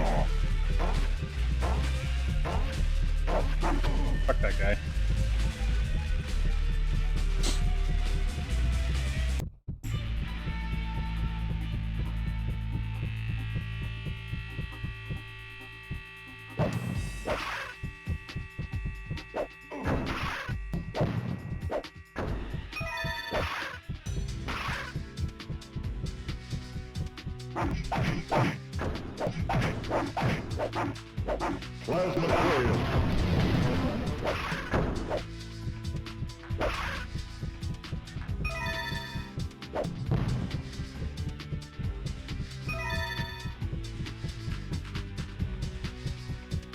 I cannot wait for my Dreamcast version to come in the mail. Oh, hey, Death. Bye, Death. Like, Death is hardly a threat in this game.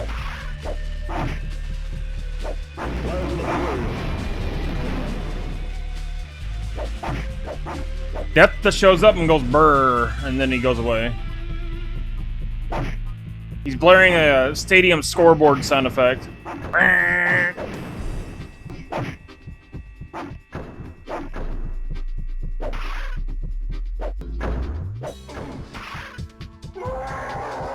Like, why couldn't they use the original sound effect that they had for the other games?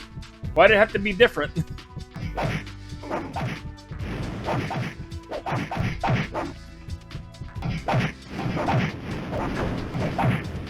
Then again, this game is missing a majority of the sound effects, so what am I talking about?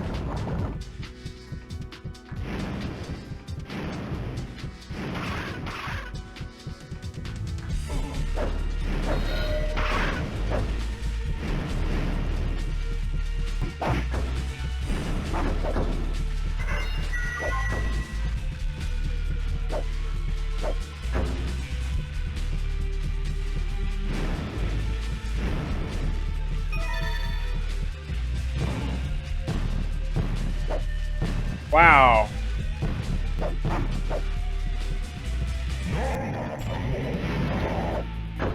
I bet they can just like soft, like not soft lock you, but stun lock you there. That's cool.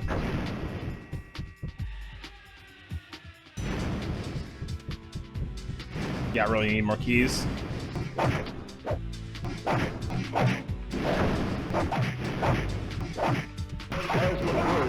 That's not the way I wanted that to go, but alright.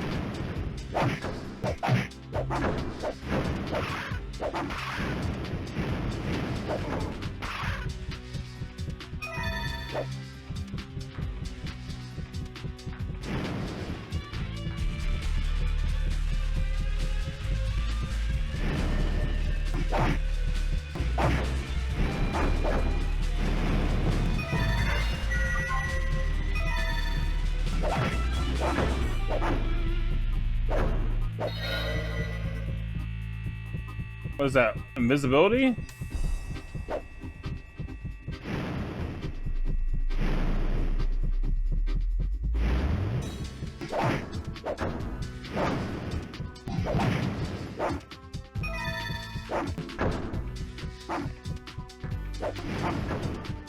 See, it's really hard to tell where you've been and where you haven't been when the enemies respawn.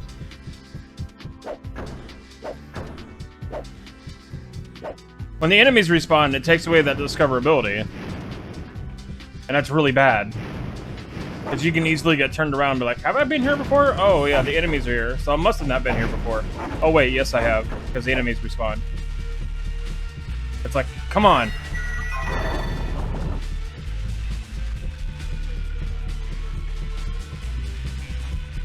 What the fuck just happened? The camera jerked around for a sec.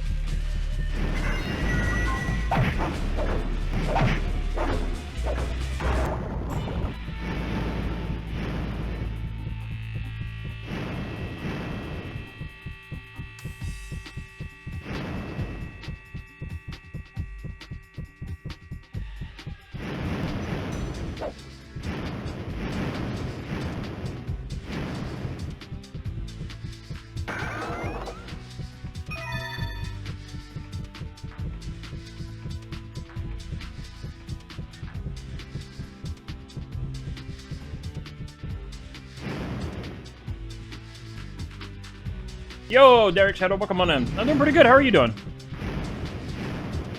Welcome to the mess that is the PlayStation version of this game.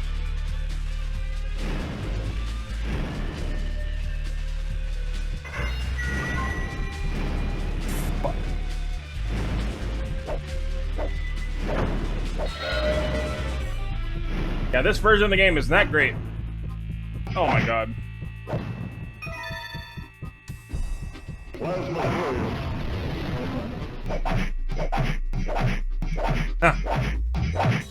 Yeah, I'm only playing this version just to show people what this version is like. I do not like this version. At all. It's not Gauntlet Legends. It's some kind of mess. But they tried. Oh. Kinda? Sorta?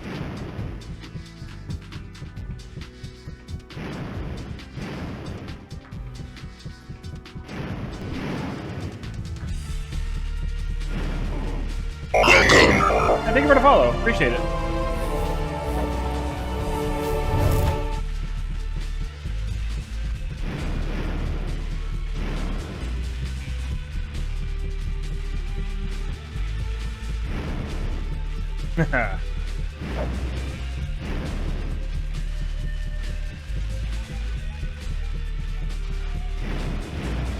Thankfully, we're almost done with this version of the game.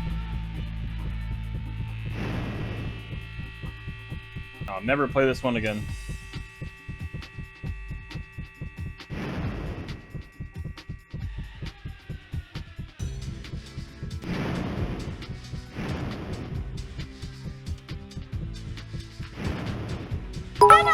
Whoa!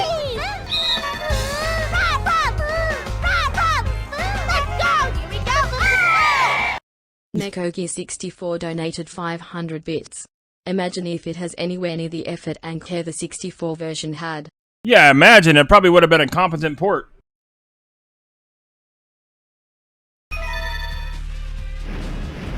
Thank you for the 500 biddies, by the way. I appreciate that.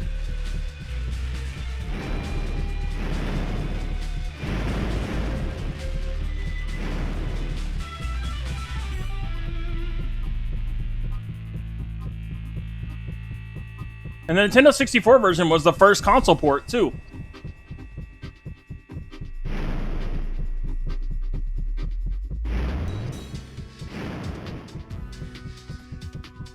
I'm just running around in circles, aren't I? Yes, I am.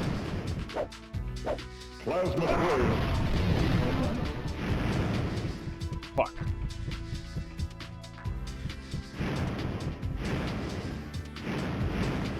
That is true. The first tier 3 sub, actually. I would greatly appreciate it.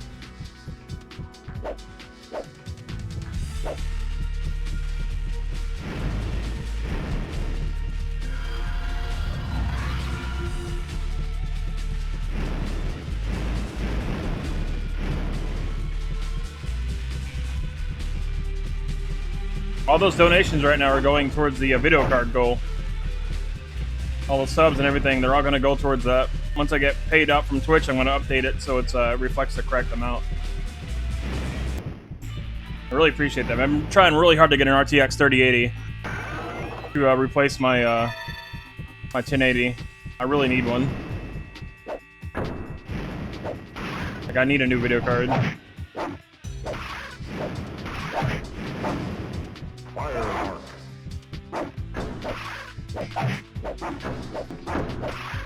Then I can do more GPU-intensive stuff on this stream. Play more GPU-intensive games that I wanted to play, but my 1080's holding me back.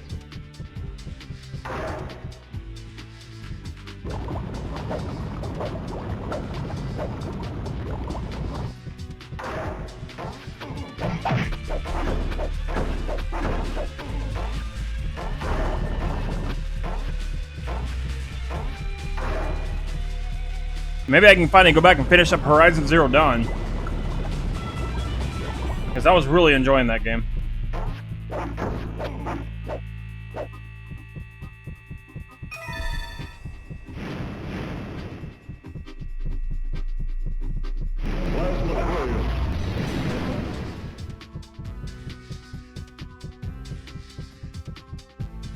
That was a key door over there, and I don't have a key. I hope to God you can't soft lock yourself in here if you don't have enough keys, because that would suck.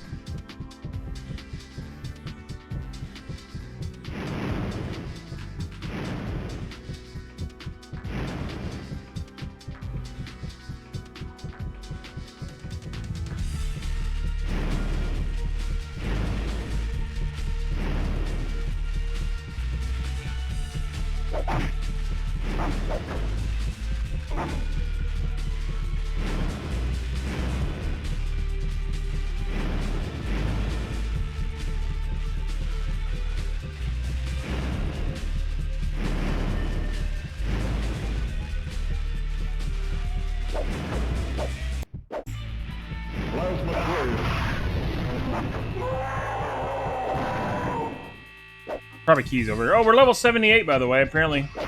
I didn't know. Probably gonna hit level 79 soon. I'm already a much higher level than I was on the N64 version.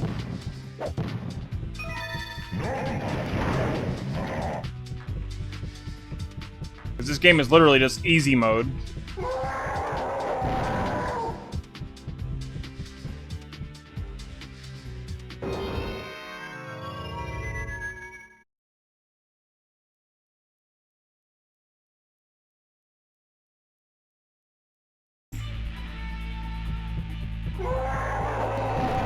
Wait.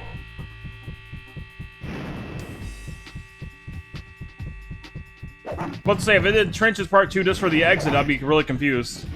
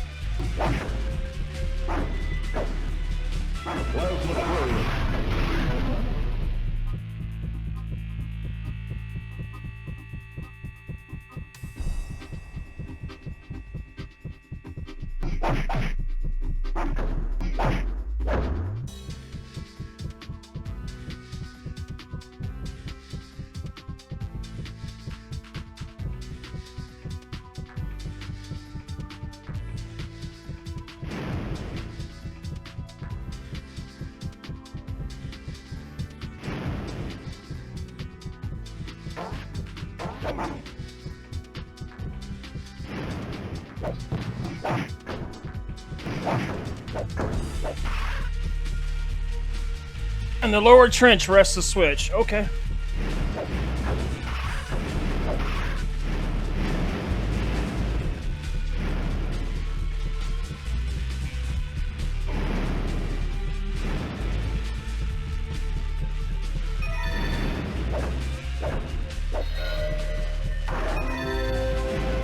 Anti-death power. Funny, I don't think I got that on this version, on the N64 version. I think that was a two-player thing. I think that was a two-player anti-death Halo. And I couldn't get that. I couldn't get that on the N64.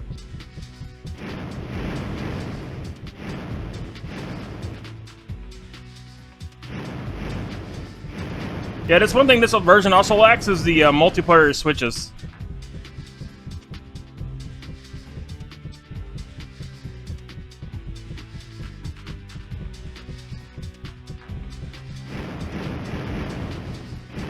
There's like no bridges and things that require another player, you just go.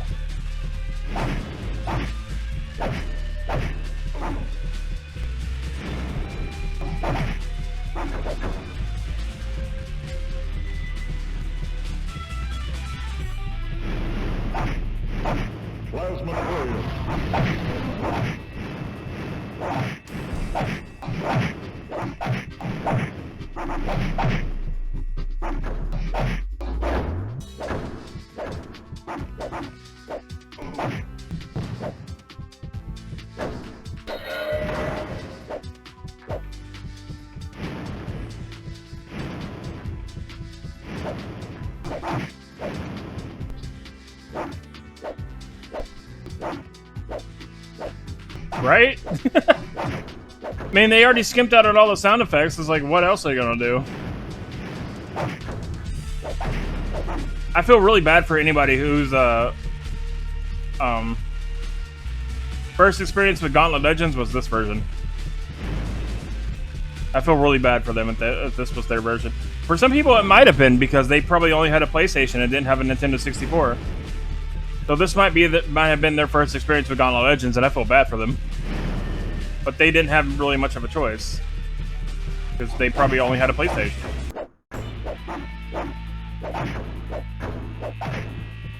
They got shafted really hard. You probably look at the Nintendo 64 version and it's like, why doesn't my game do that? Why doesn't my game tell me when I've leveled up? What's going on? Is my version broken? Yes. Yes, it is.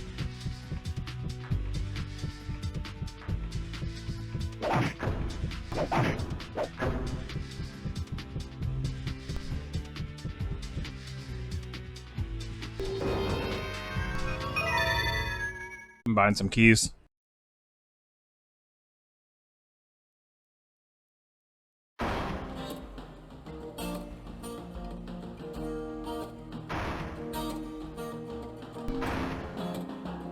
The poor warrior here doesn't even have a face, it's just a mess of textures.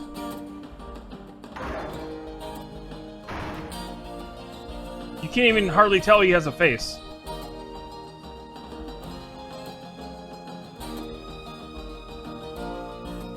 Like, even Metal Gear had way better textures than this.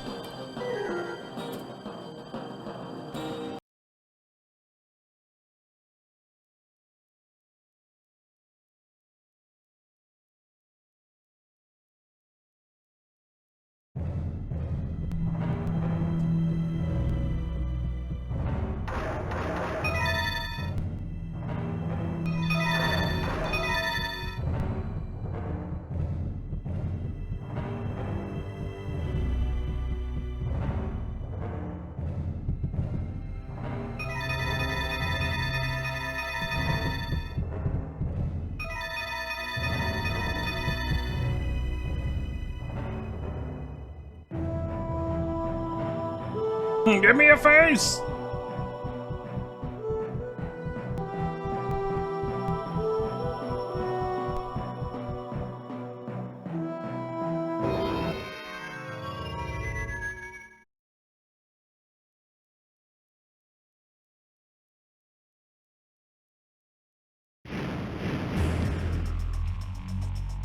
Yeah, I like this version of the track very much. This is one's also in Gauntlet Dark Legacy and Dreamcast.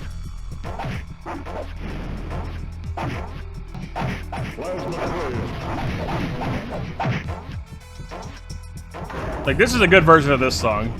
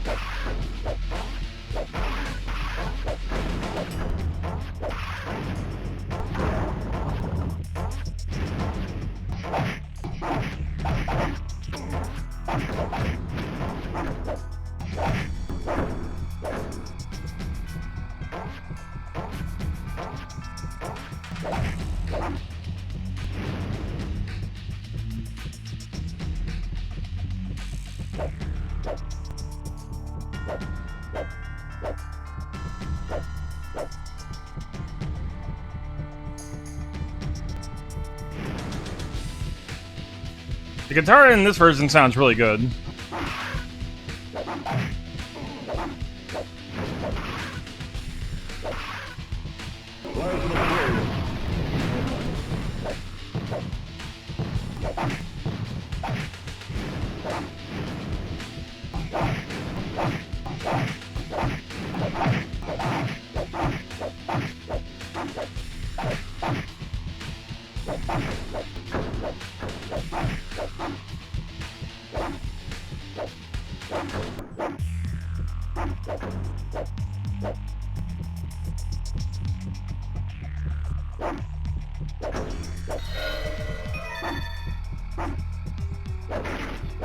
Plasma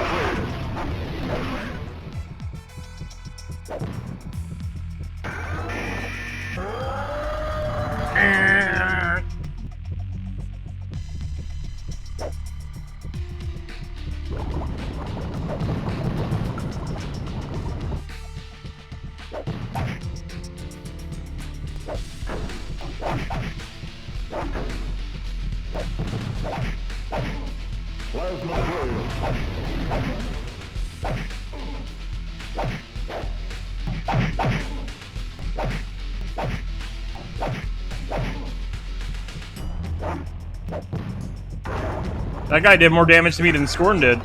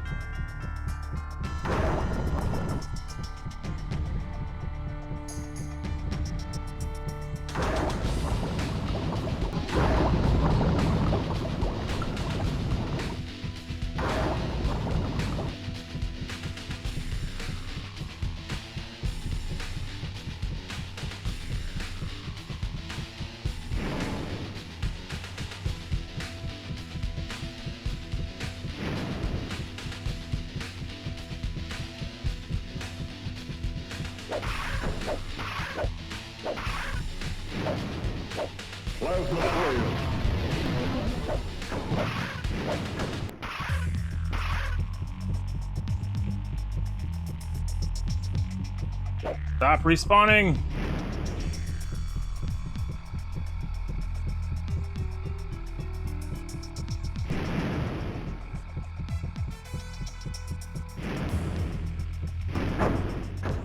You literally saw it respawn right in front of your eyes.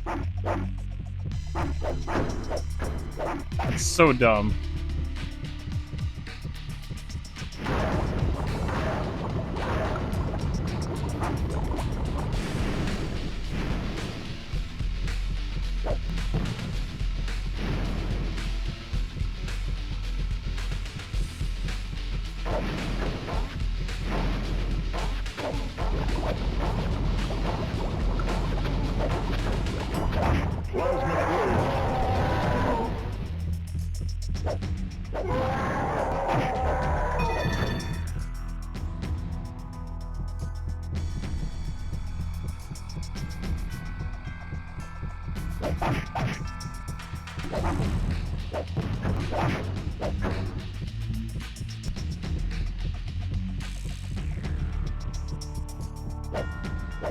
Oh, it's just already open. Okay.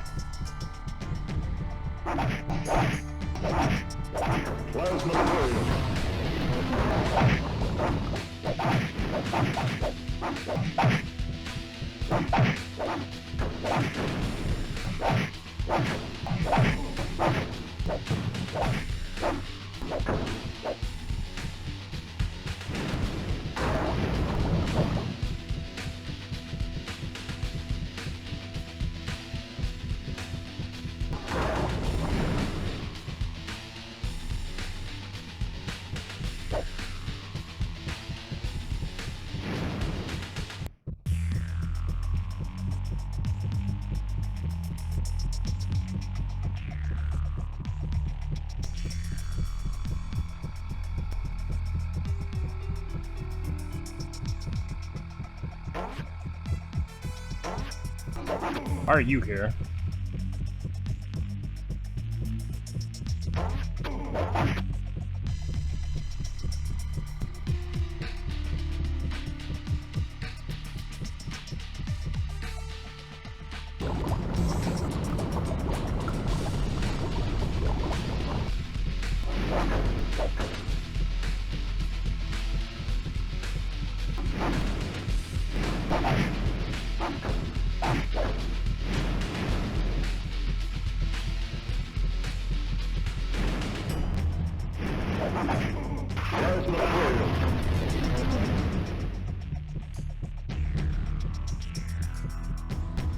Need to get that protection from scoring there.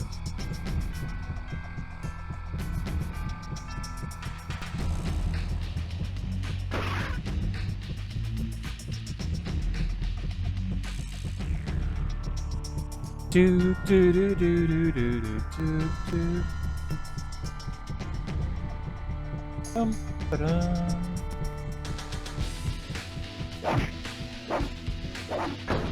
Wow.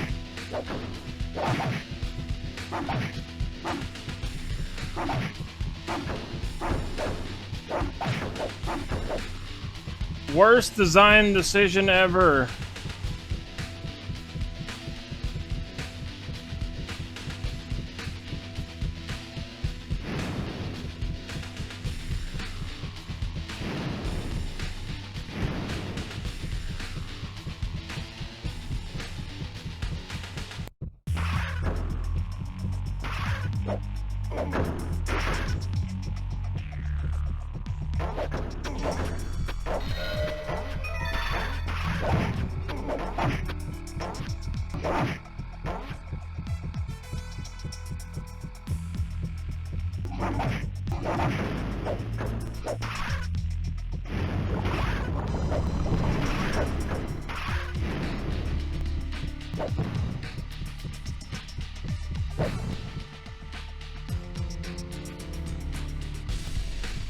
No, I don't have the Soul Savior yet. I should, though.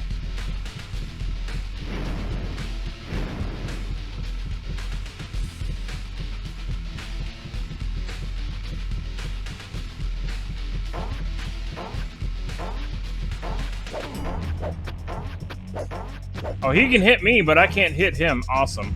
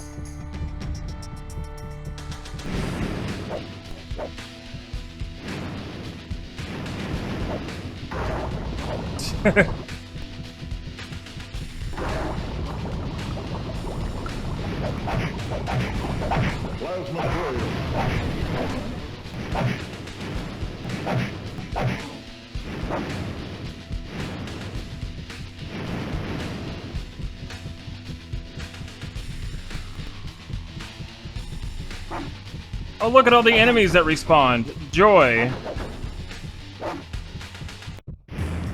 I love having destroyed generators I've already destroyed again. That's so much fun. Where's the switch for this?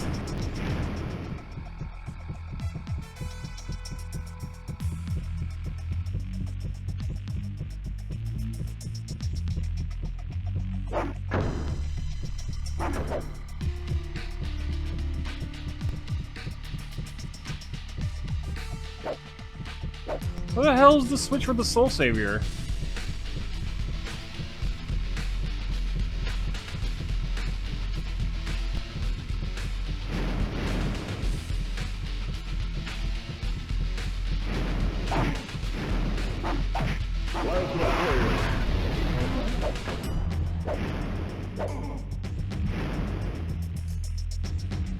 What, was it really actually rotating last time? Was it really? Oh my god. Oh, it's still rotating.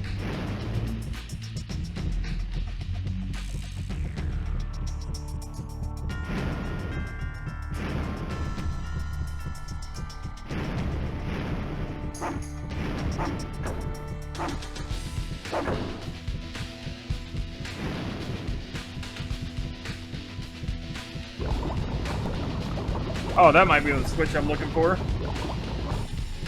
Earlier it wasn't? Oh god. There we go, that's probably what I was looking for.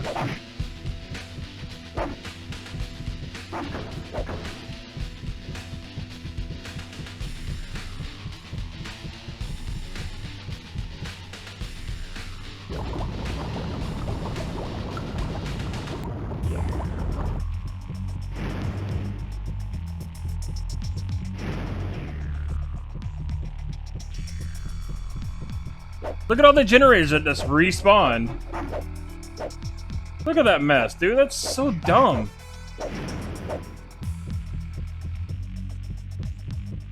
I have no idea.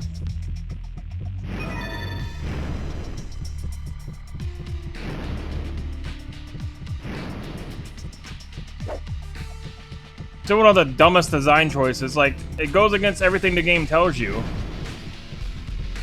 Destroy generators to stop enemies. By the way, generators are gonna respawn. What? That's not how this works.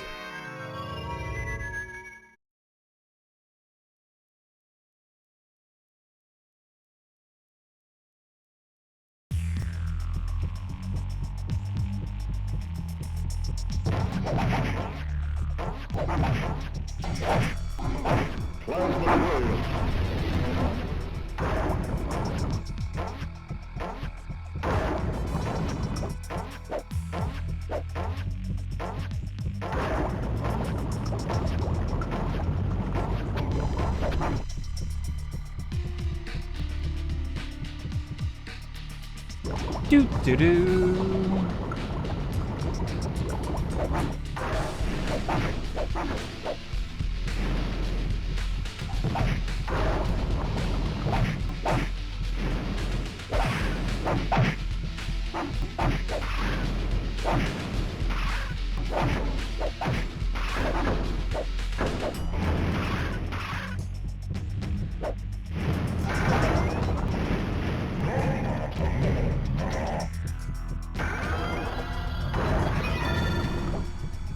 See, I've seen a gold variant of this too. It's really weird.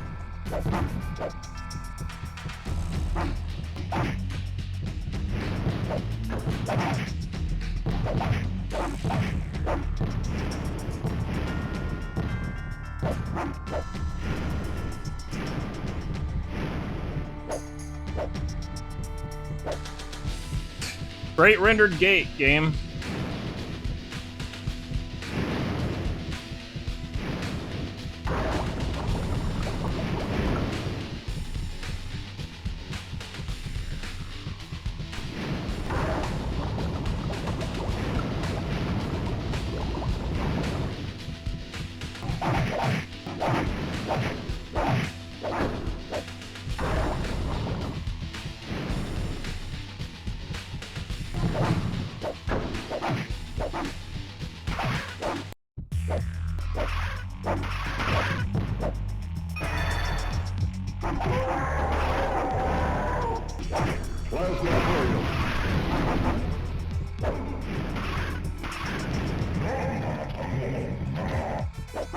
Nom nom nom nom.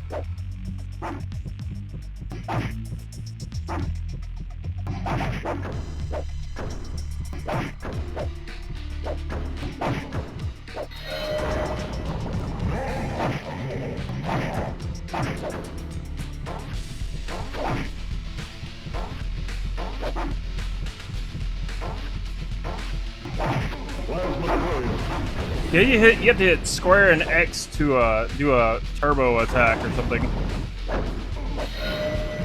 But sometimes it doesn't want to do that. Sometimes he just wants to attack.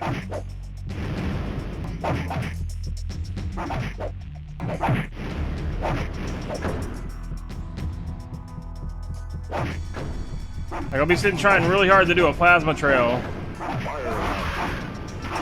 He's like, I'm just going to throw an attack instead. I'm like, okay.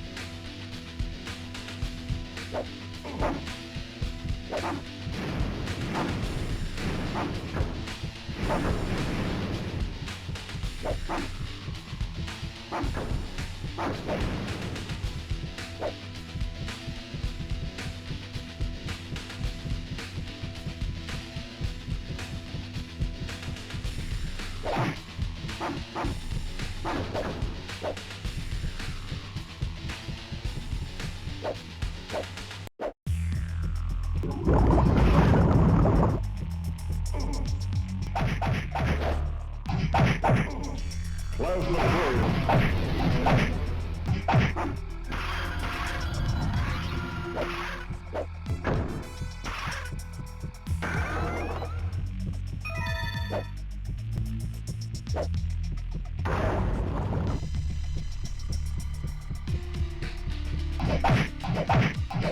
Oh, I'm stun locking it. Plasma Warrior.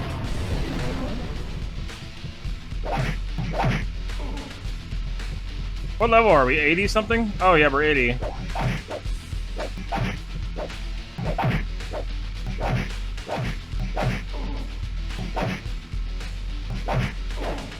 Fire Arc. Oh boy, those golems were such a threat to me.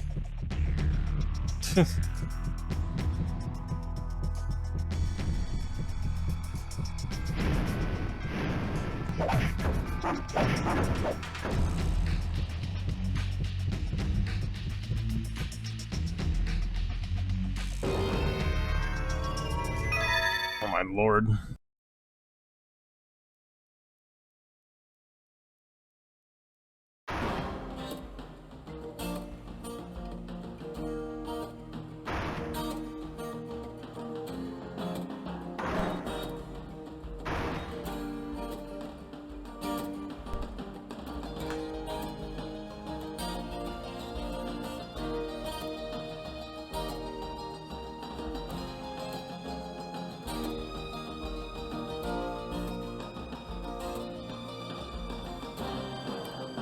Had to stretch there.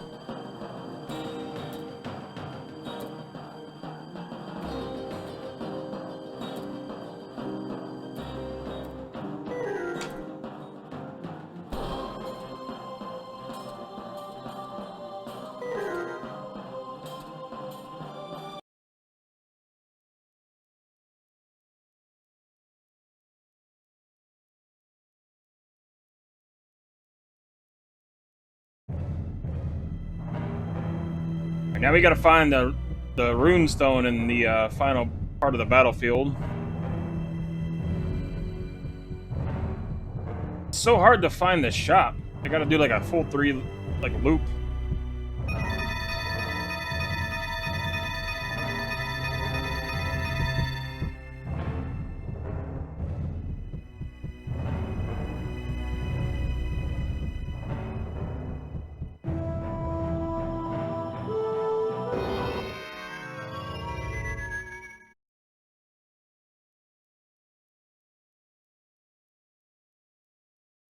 Oh, it's one map. Oh, okay. It's not a part 1 or 2.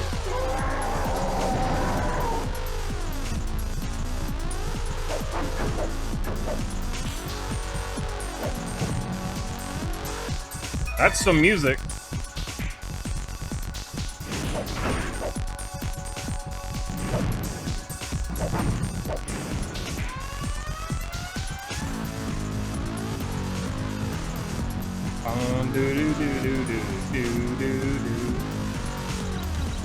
They turned up the wub wub with this one.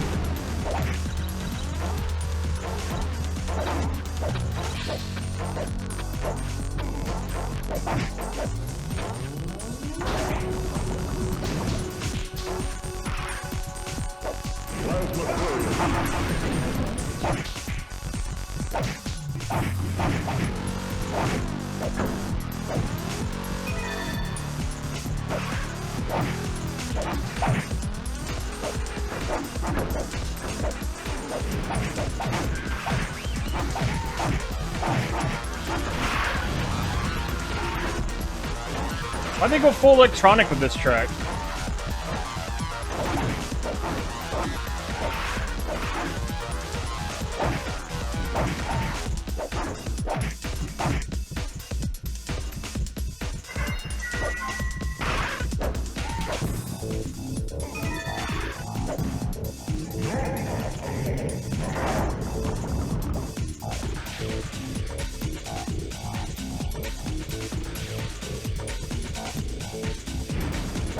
Plasma probe.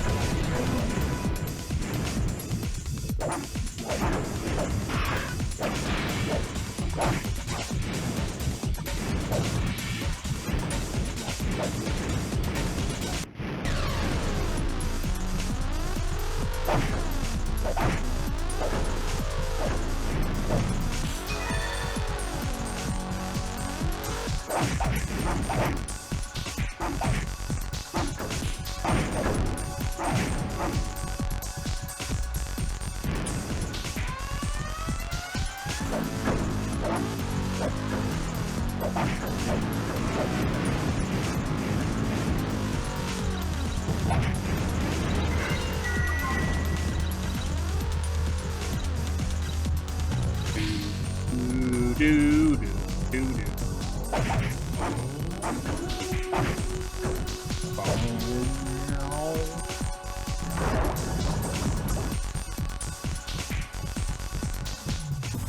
Do, do, do, do.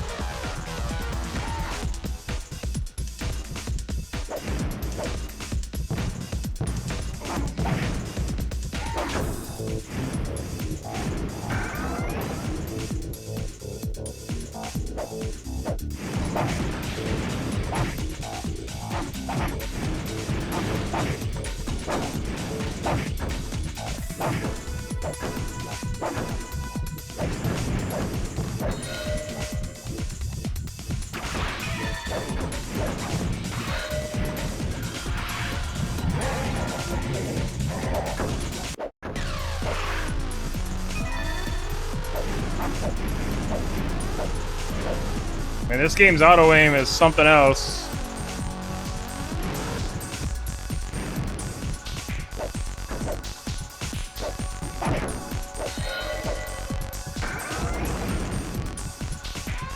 Trying to hit that wall with that little chest was so cleverly hidden. It shoots above it.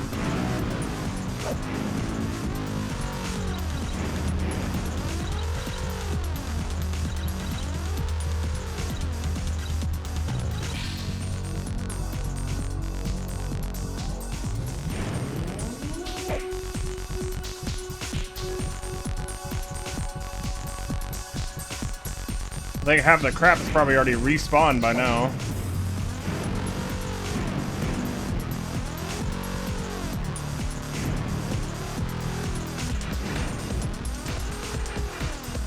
I have no idea where I am. Oh, here we go. Yeah, I thought I could break them. I'll try it again.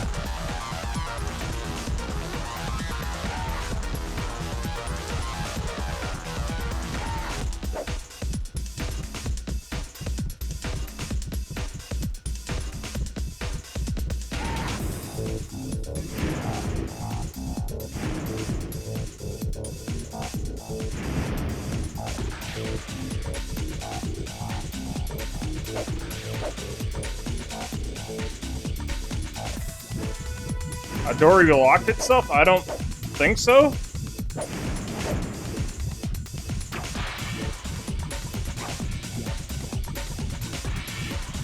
Oh look, here comes this respawned enemies.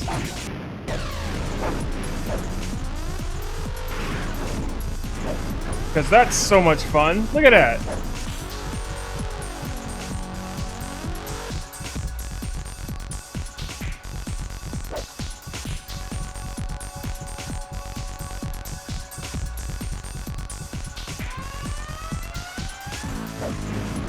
It doesn't look like I can break those dark crates.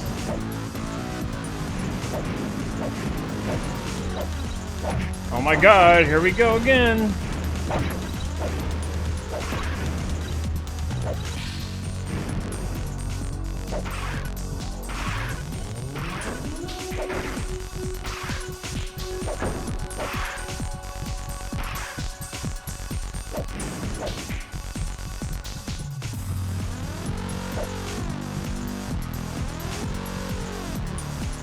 Like, what's the whole point of coming up here other than to kill the enemies that are up here?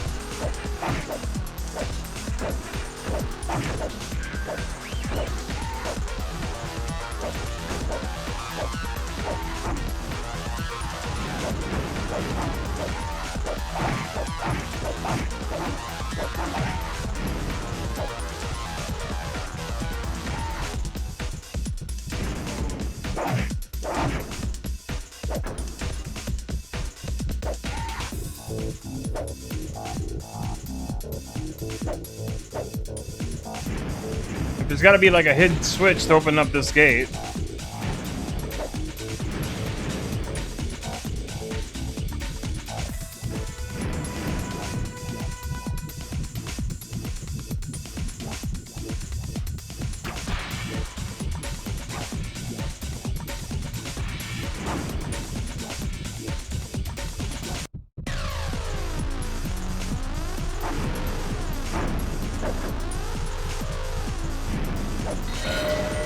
Oh, look at there.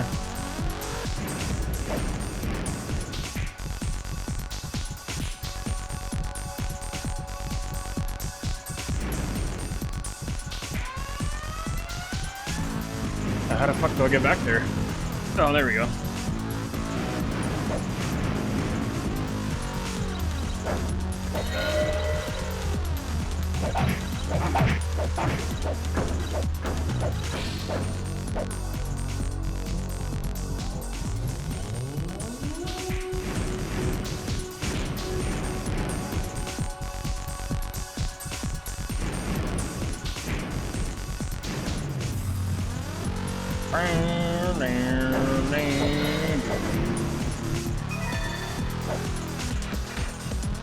Oh boy.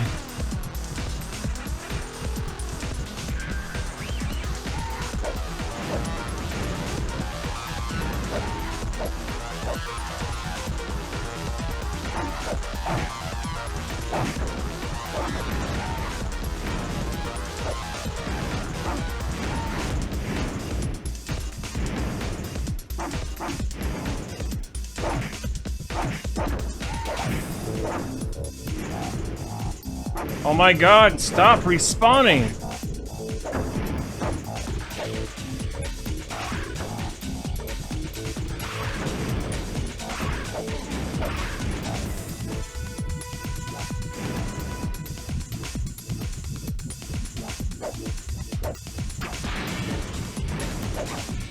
It feels like when the enemies respawn like this, it feels like all the progress you made was like for nothing.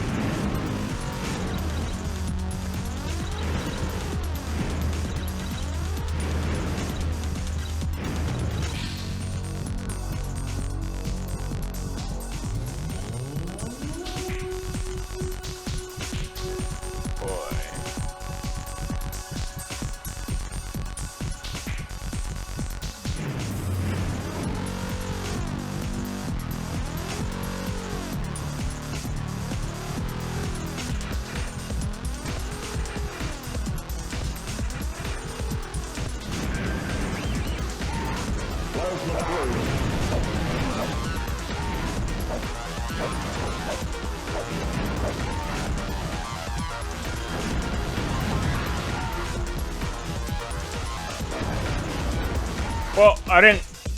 How did I turn that? Whatever.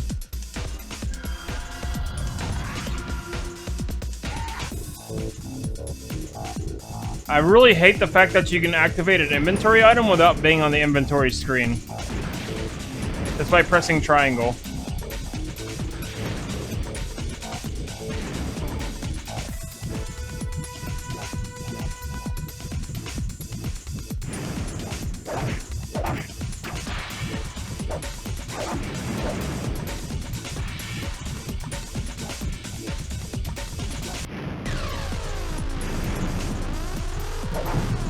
There's the switch.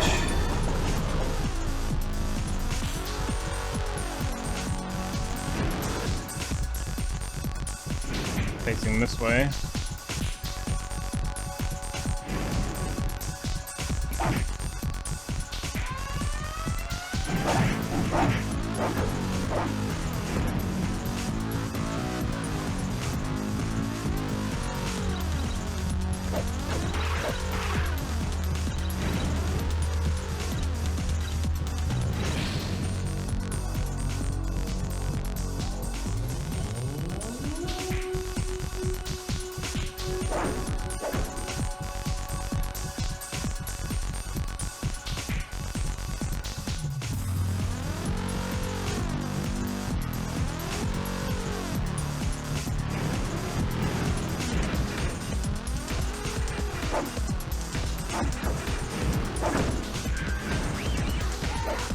Yeah, this gate's open now.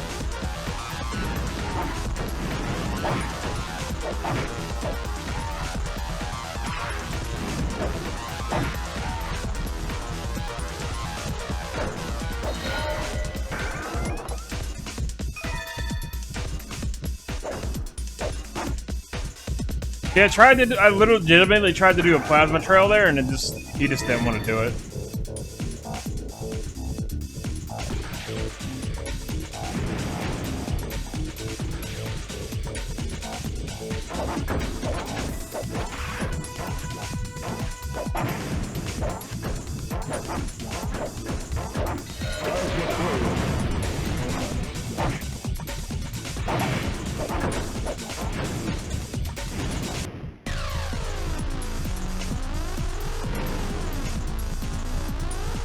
Alright, remember the runestone's kind of stuck between, it's like stuck inside of a wall. Like tucked away in the back.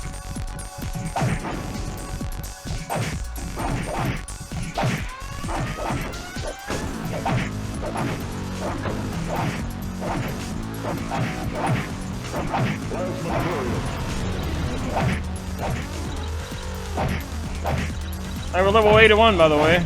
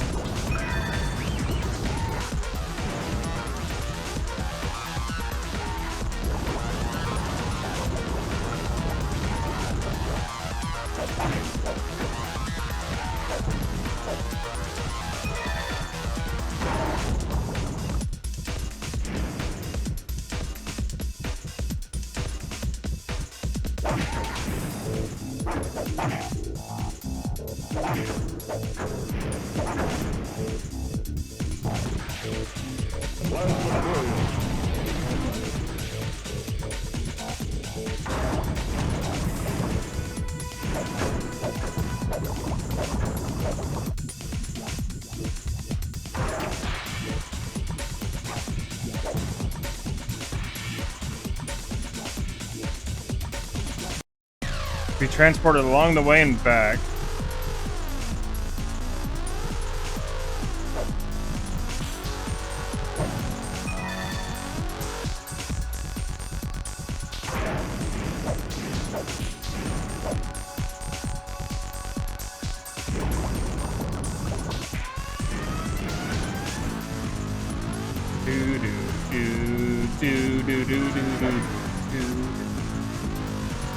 Knowing us, though, it'll probably clip through the wall. Well, knowing this game, it'll probably clip through the wall and we'll be able to see it.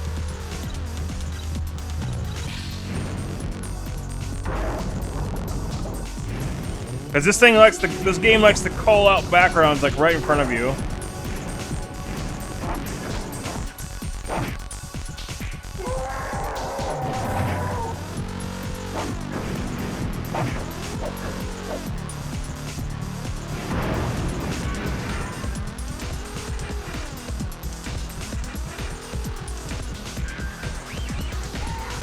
Yeah, this one's very similar to the Nintendo 64 map, but not quite.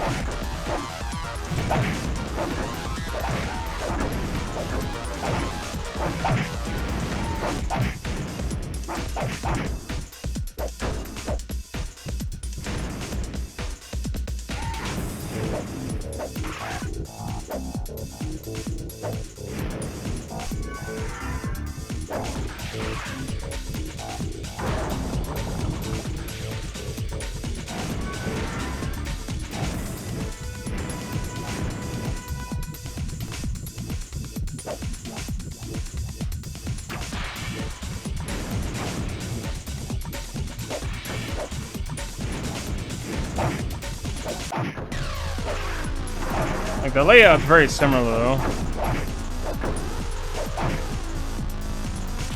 13 runestone should be right behind this wall. There we go.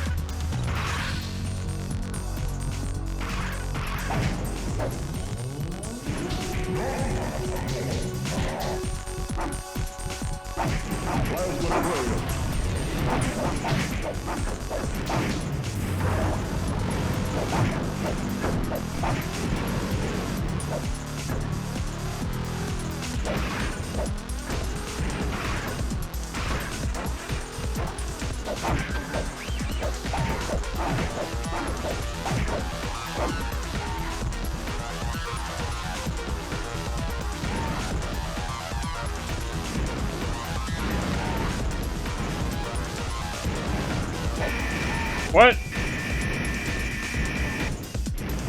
Death is here, but he's invisible. What? Excuse me? Death was just, like, not even visible.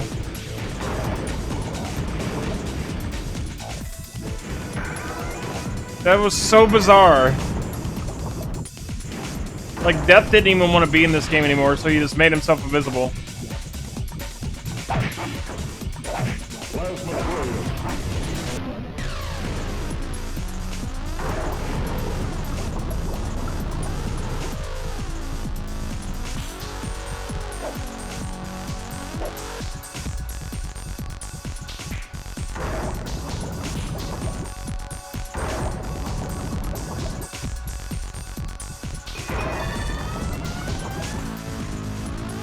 Nice thunder hammer.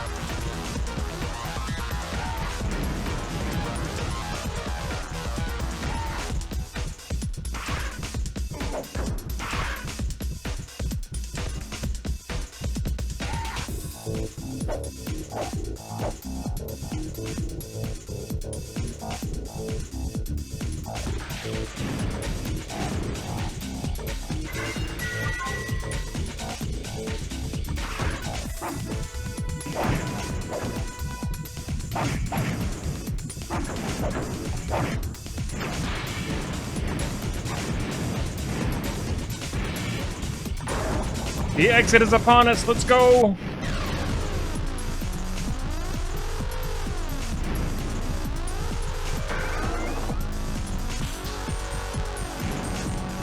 Let's get out of here. Holy crap, what a mess.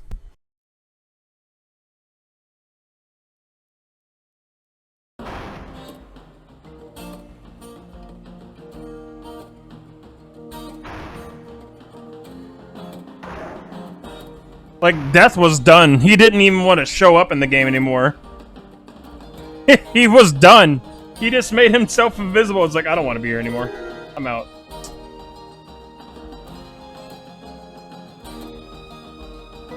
Even Death was like, this version of the game sucks. I'm out of here.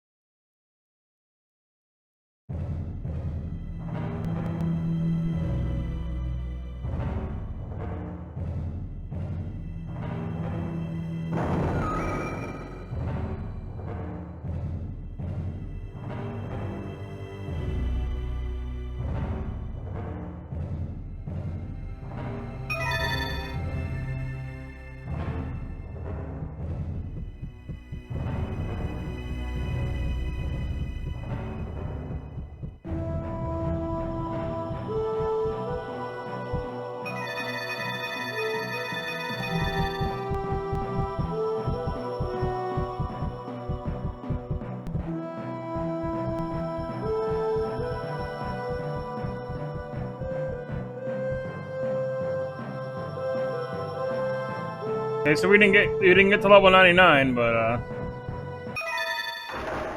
first thing we're gonna do, we're gonna save again real quick.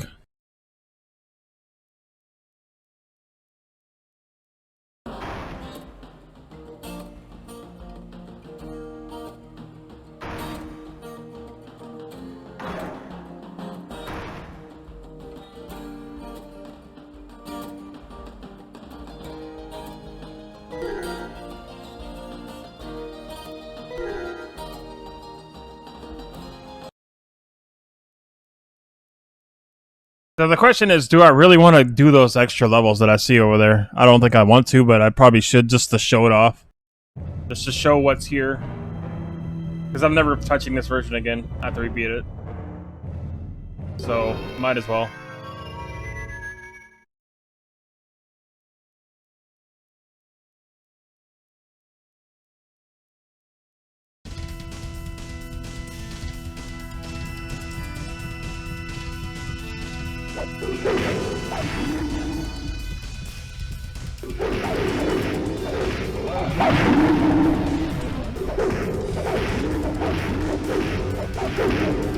You know, this is a good song.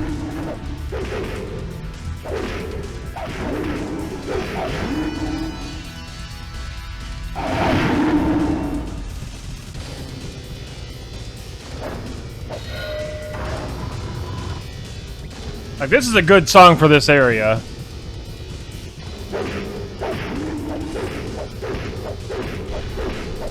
The N64 version of this area was kind of somber.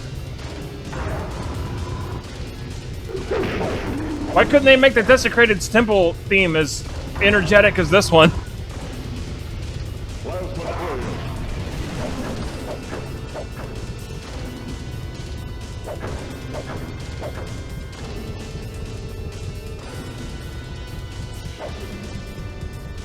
Better hurry before they respawn.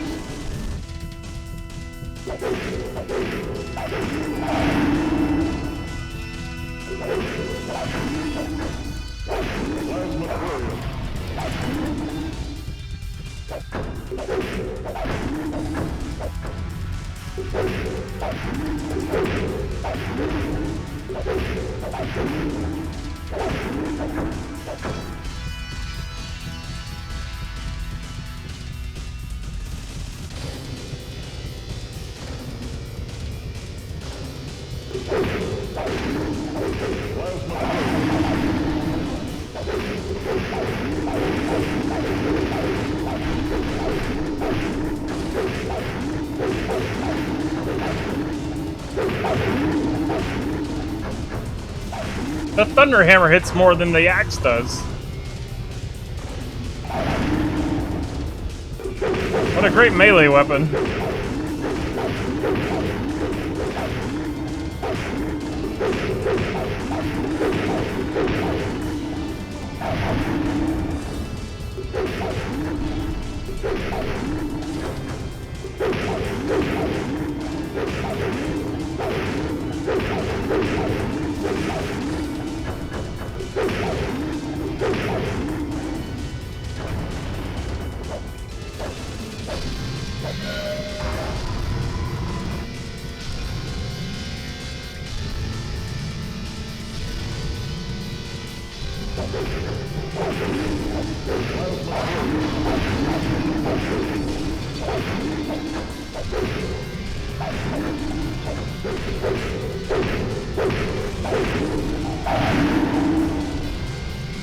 Rip Thunderhammer.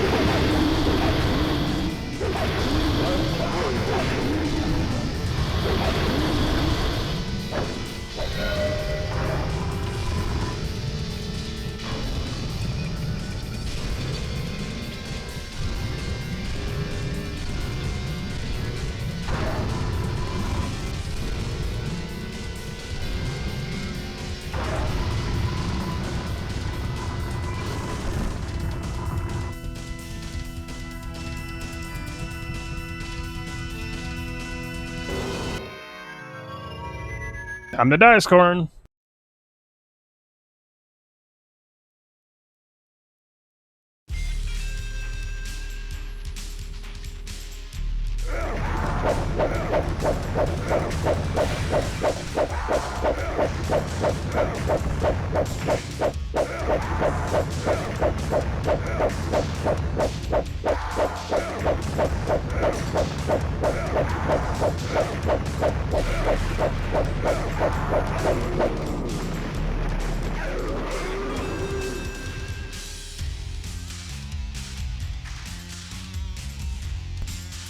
GG?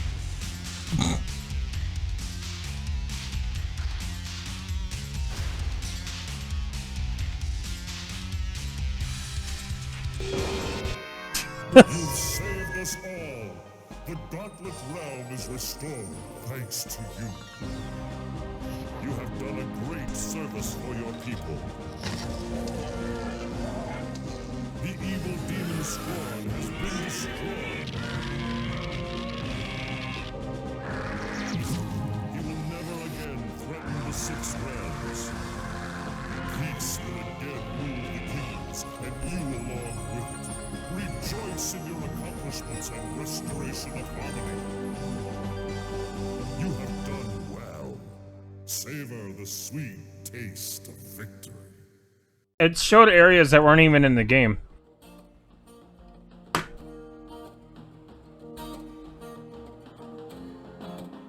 Oh, we did it though. We did it!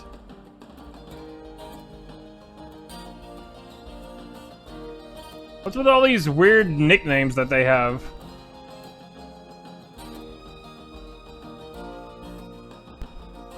Yeah!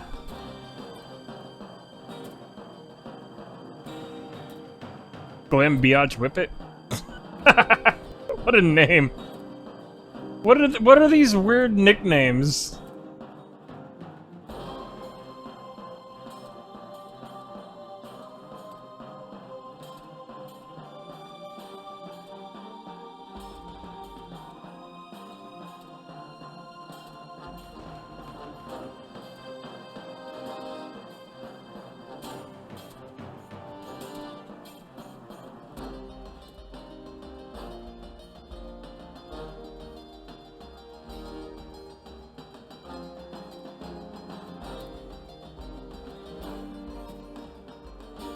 I like how it showed levels from the arcade and Dreamcast and Dark Legacy. Levels that didn't even exist. Areas that didn't even exist in this version. But it showed it anyway. And he also said the Six Realms. And then in the ending cutscene. The Six Realms. Bro, there weren't 6 realms in this version.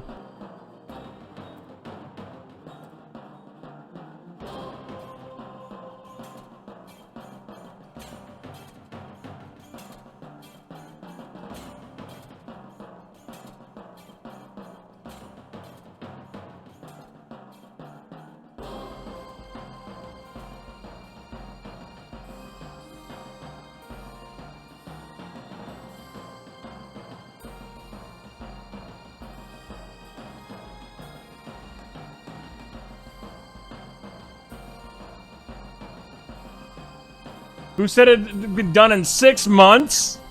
This game took them 6 months? That explains everything. That explains everything.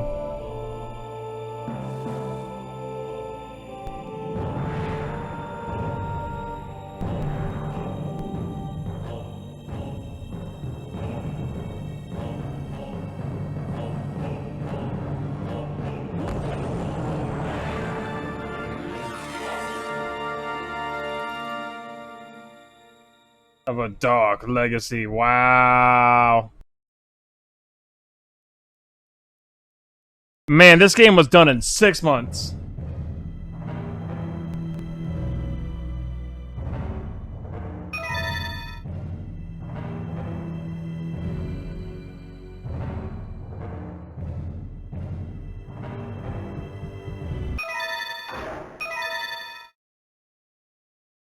That explains the lack of, well, everything. They said it like it was pride or something. And those who said that we couldn't do it in 6 months, well, back at you, bro. 6 freaking months development time? Good lord. It shows. It really shows. The Nintendo 64 had way more polish than this.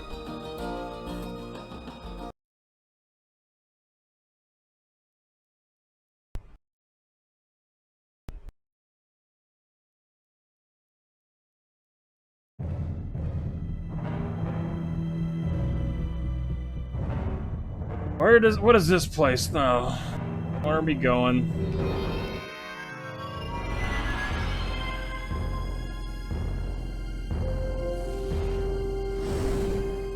The hell? That's from, like, the intro. Mountain Summit?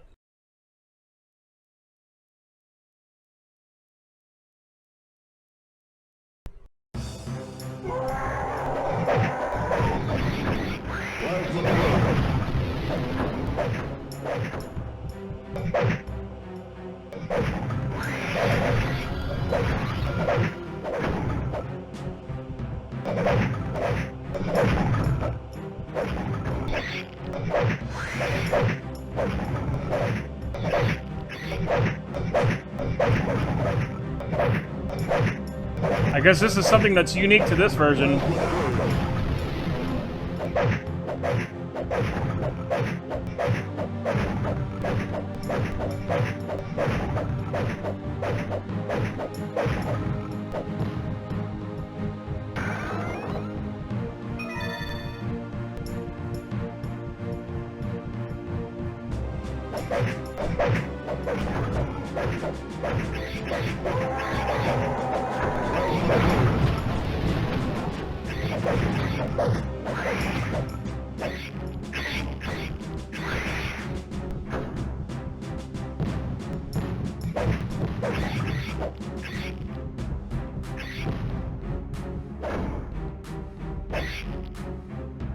Oh yeah, I don't have a permanent halo, do I?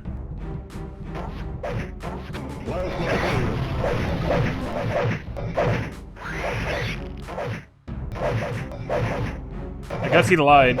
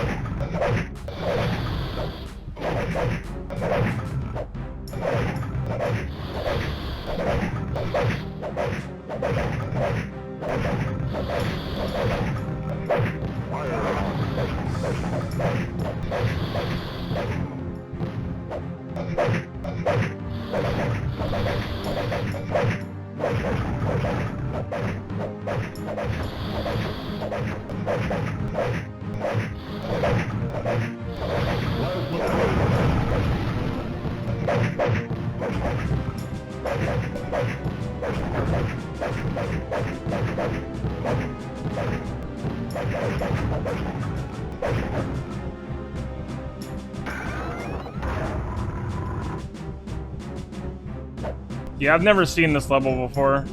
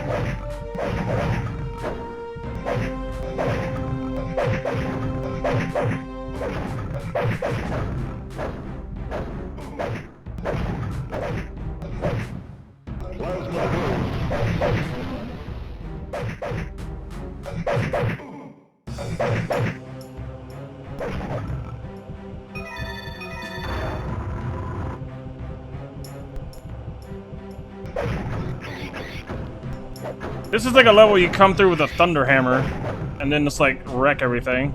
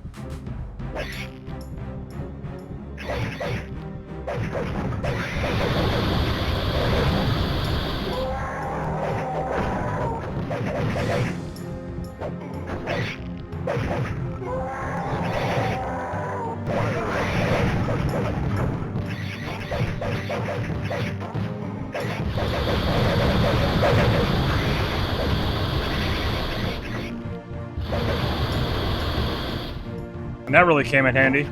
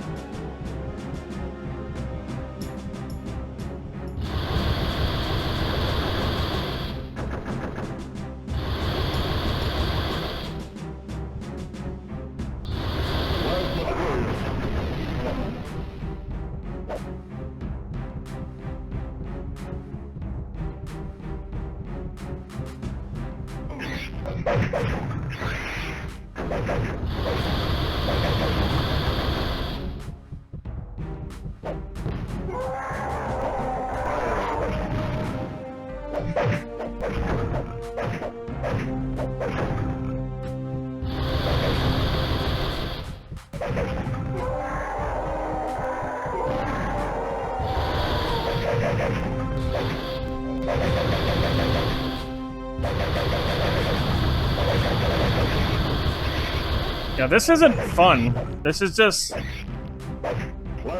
throw everything at you until you die.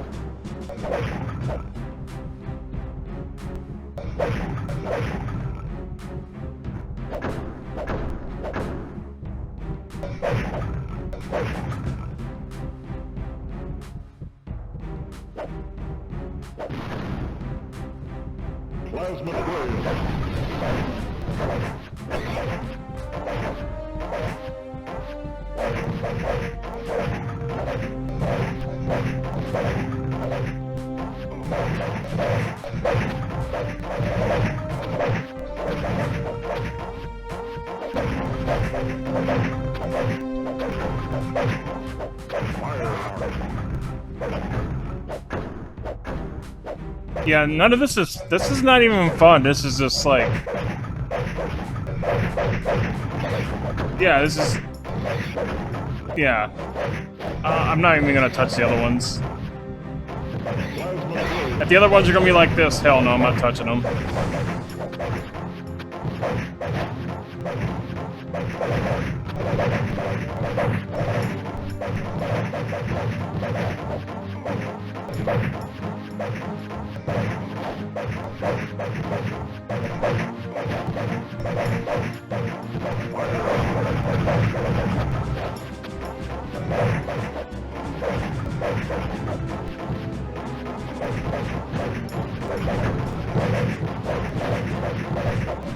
I can't even do anything.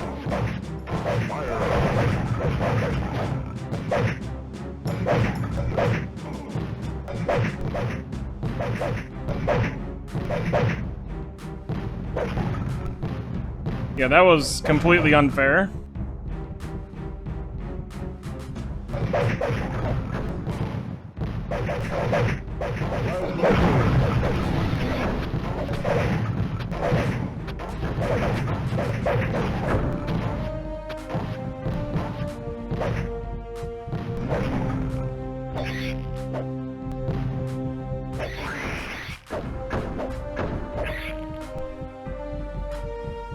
Come on, where's the exit?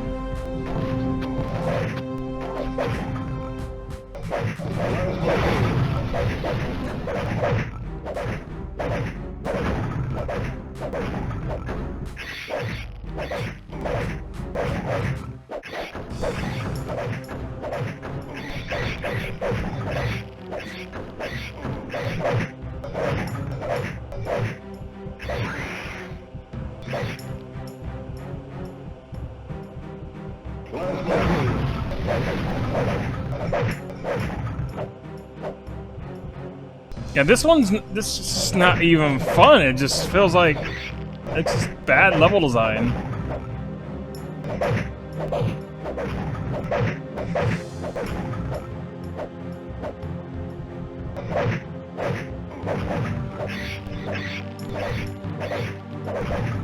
Yeah, I get it's trying to be challenging and everything, but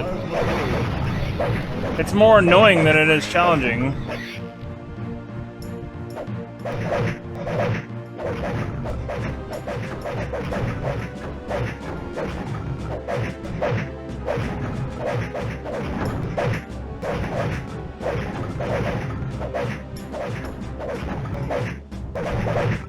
Let's just throw all the annoying enemies at you at once.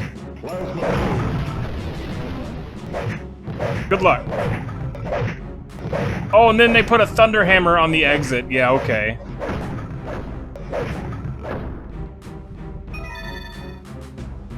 That's my reward, is a thunder hammer. That's my reward.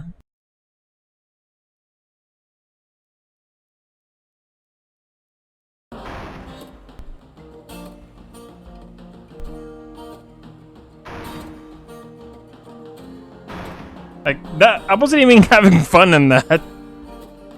Well, I generally despise this version of the game anyway, so it's just, that didn't help me like it anymore.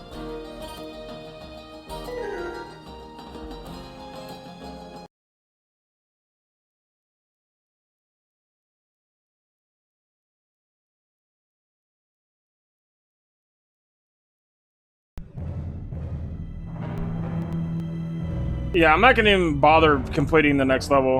I'll look at it, but that's it. I'm not even gonna mess with that.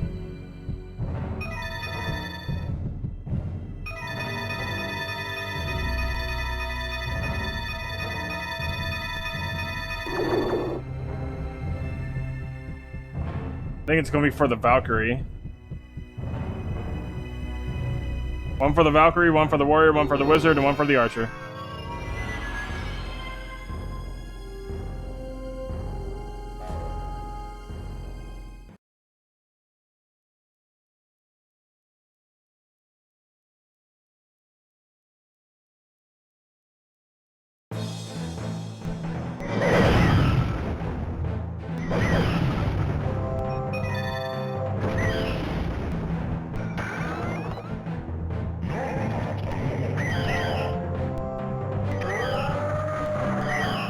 I guess I do have the anti-death halo, you just can't see it.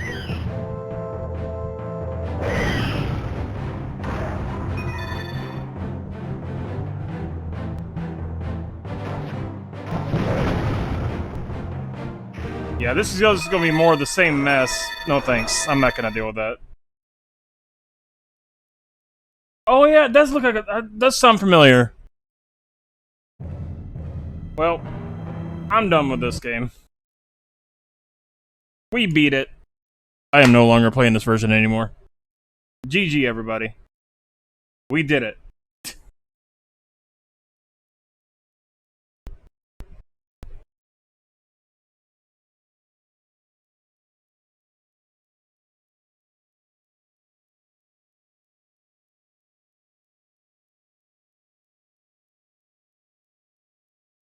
Goodbye, PlayStation version of Gauntlet Legends. I shall never play you again.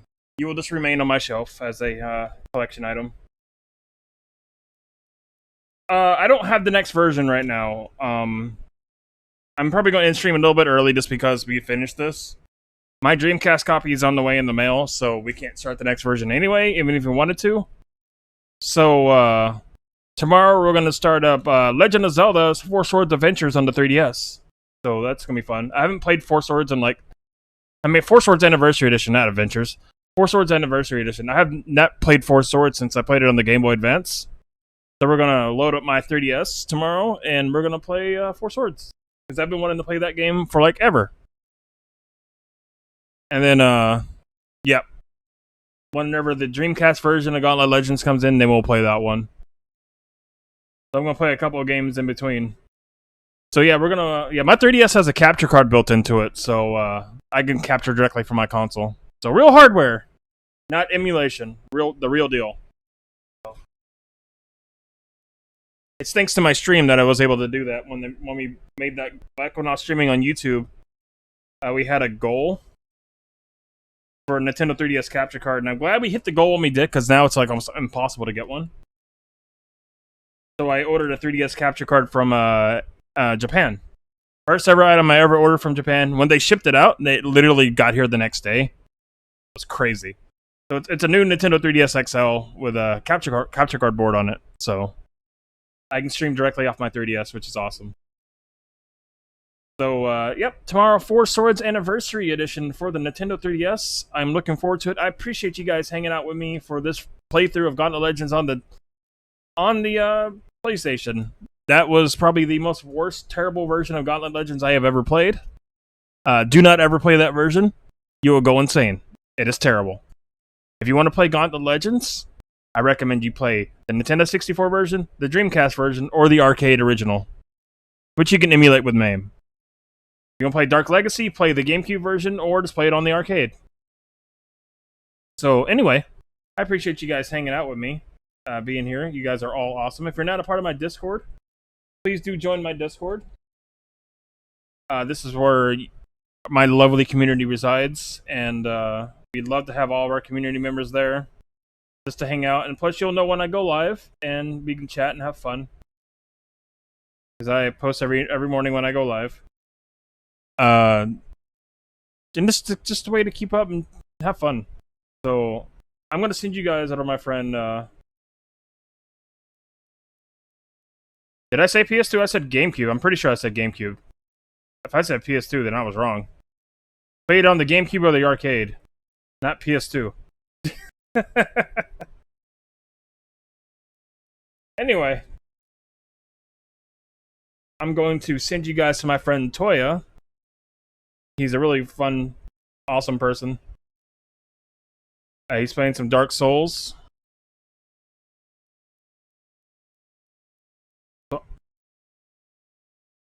Oh yeah, I don't have the PS2 version, so I don't have a PS2 in general. So I never played that version, but I heard that version like lacked the inventory system and whatnot. And that the GameCube version actually was better. I have the GameCube version, so I don't really have much of an opinion on the PS2 version. I just know the ones that I played. So anyway, give Toya a follow. He's a really fun dude, really nice, really kind. And I will see you guys tomorrow for Legend of Zelda 4 Swords Anniversary Edition. Have a good one, everybody.